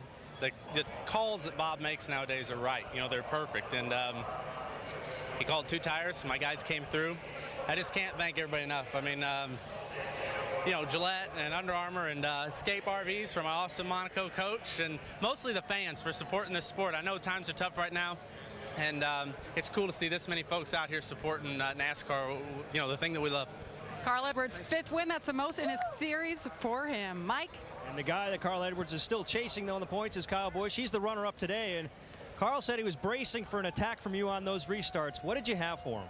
Pretty much nothing. He just was able to take off there on those restarts and get a heck of a run through 1 and 2, and once he got that gap, it was just over. But I got to hand it to Steve Addington and all these guys on this Interstate Batteries Camry. We came here in the spring and weren't that great, and got it a lot better this time around. At least we were competitive. We were up there and we were leading, and we had that one set of tires that was just special for this thing, and it took off, got the lead and pulled away and was checking out, and then we put the next set of tires on. It wasn't as good, and then those right sides, it wasn't as good again. So just unfortunate there, but we'll take that. At least it's something that we know we can keep up with the 99.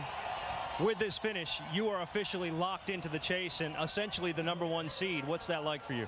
I mean, it's great to be able to have that, to be locked in and to have everything go our way so far this year. But, we've got 3 more races left here before the chase starts, and then we've got 10 more to keep it up throughout the chase. So, there's a lot of room there that still anything can happen.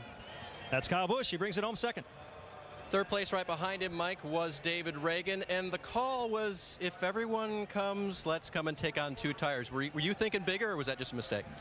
Didn't work out bad. Probably half and half. I saw the guys coming, and then I looked in my mirror and I saw a few staying out, and I said, what the heck, let's stay out. I felt like our car was a little better than the last run, so was hoping to not catch a caution that last few runs, and it worked out the best. If we had to do it all over again, we might take 2 just to see what happened, but our AAA Ford had some good speed to it today.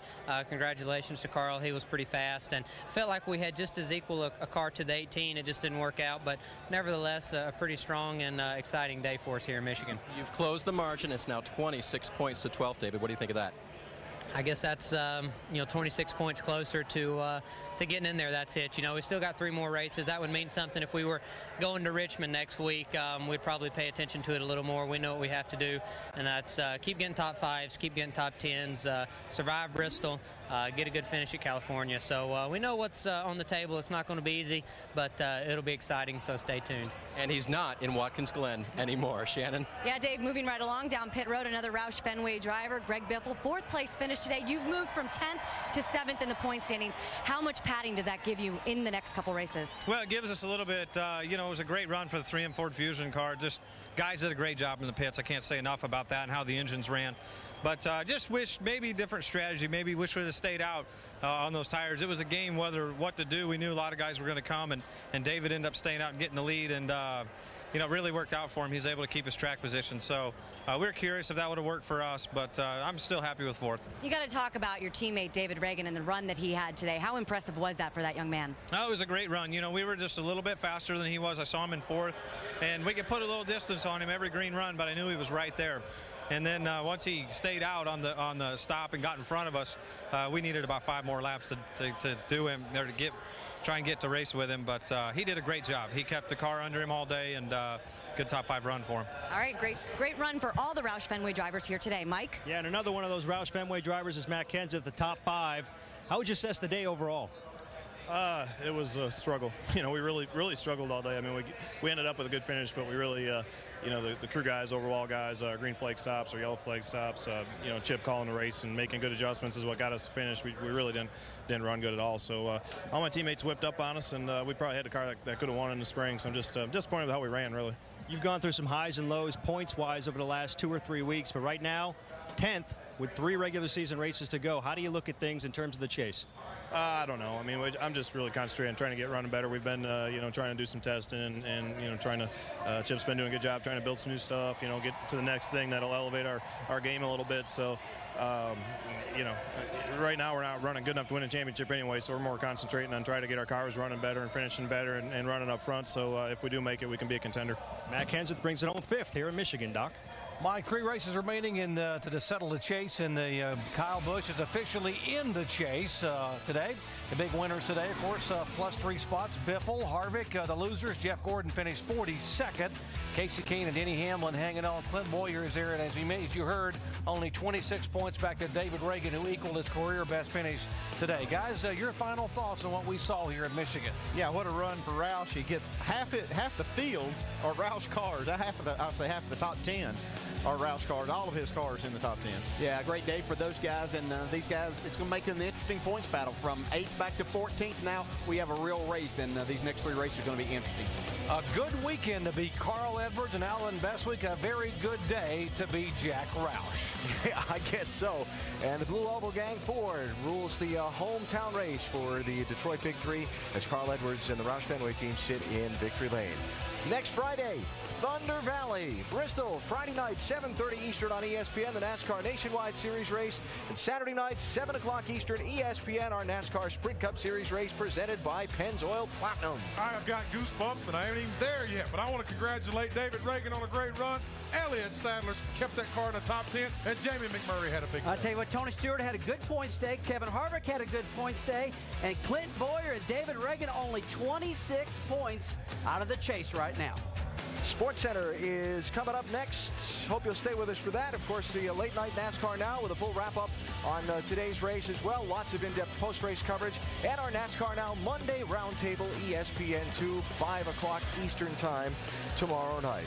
And again, Sports Center is next. So a great day here in Michigan. Beautiful weather and a great crowd on hand. We saw lots of sparks flying, both off the racetrack in the pre-race festivities and on the racetrack during the day. Some high rollers had some big trouble today, and some Bubble Boys got some much-needed results. Of course, the best result of all went to Carl Edwards, who missed the big wreck barely. Key moment in the race for him, and went on to score his 5th win of 2008. This has been a presentation of ESPN, the worldwide leader in sports. Sports Center's next. See you next weekend from Bristol.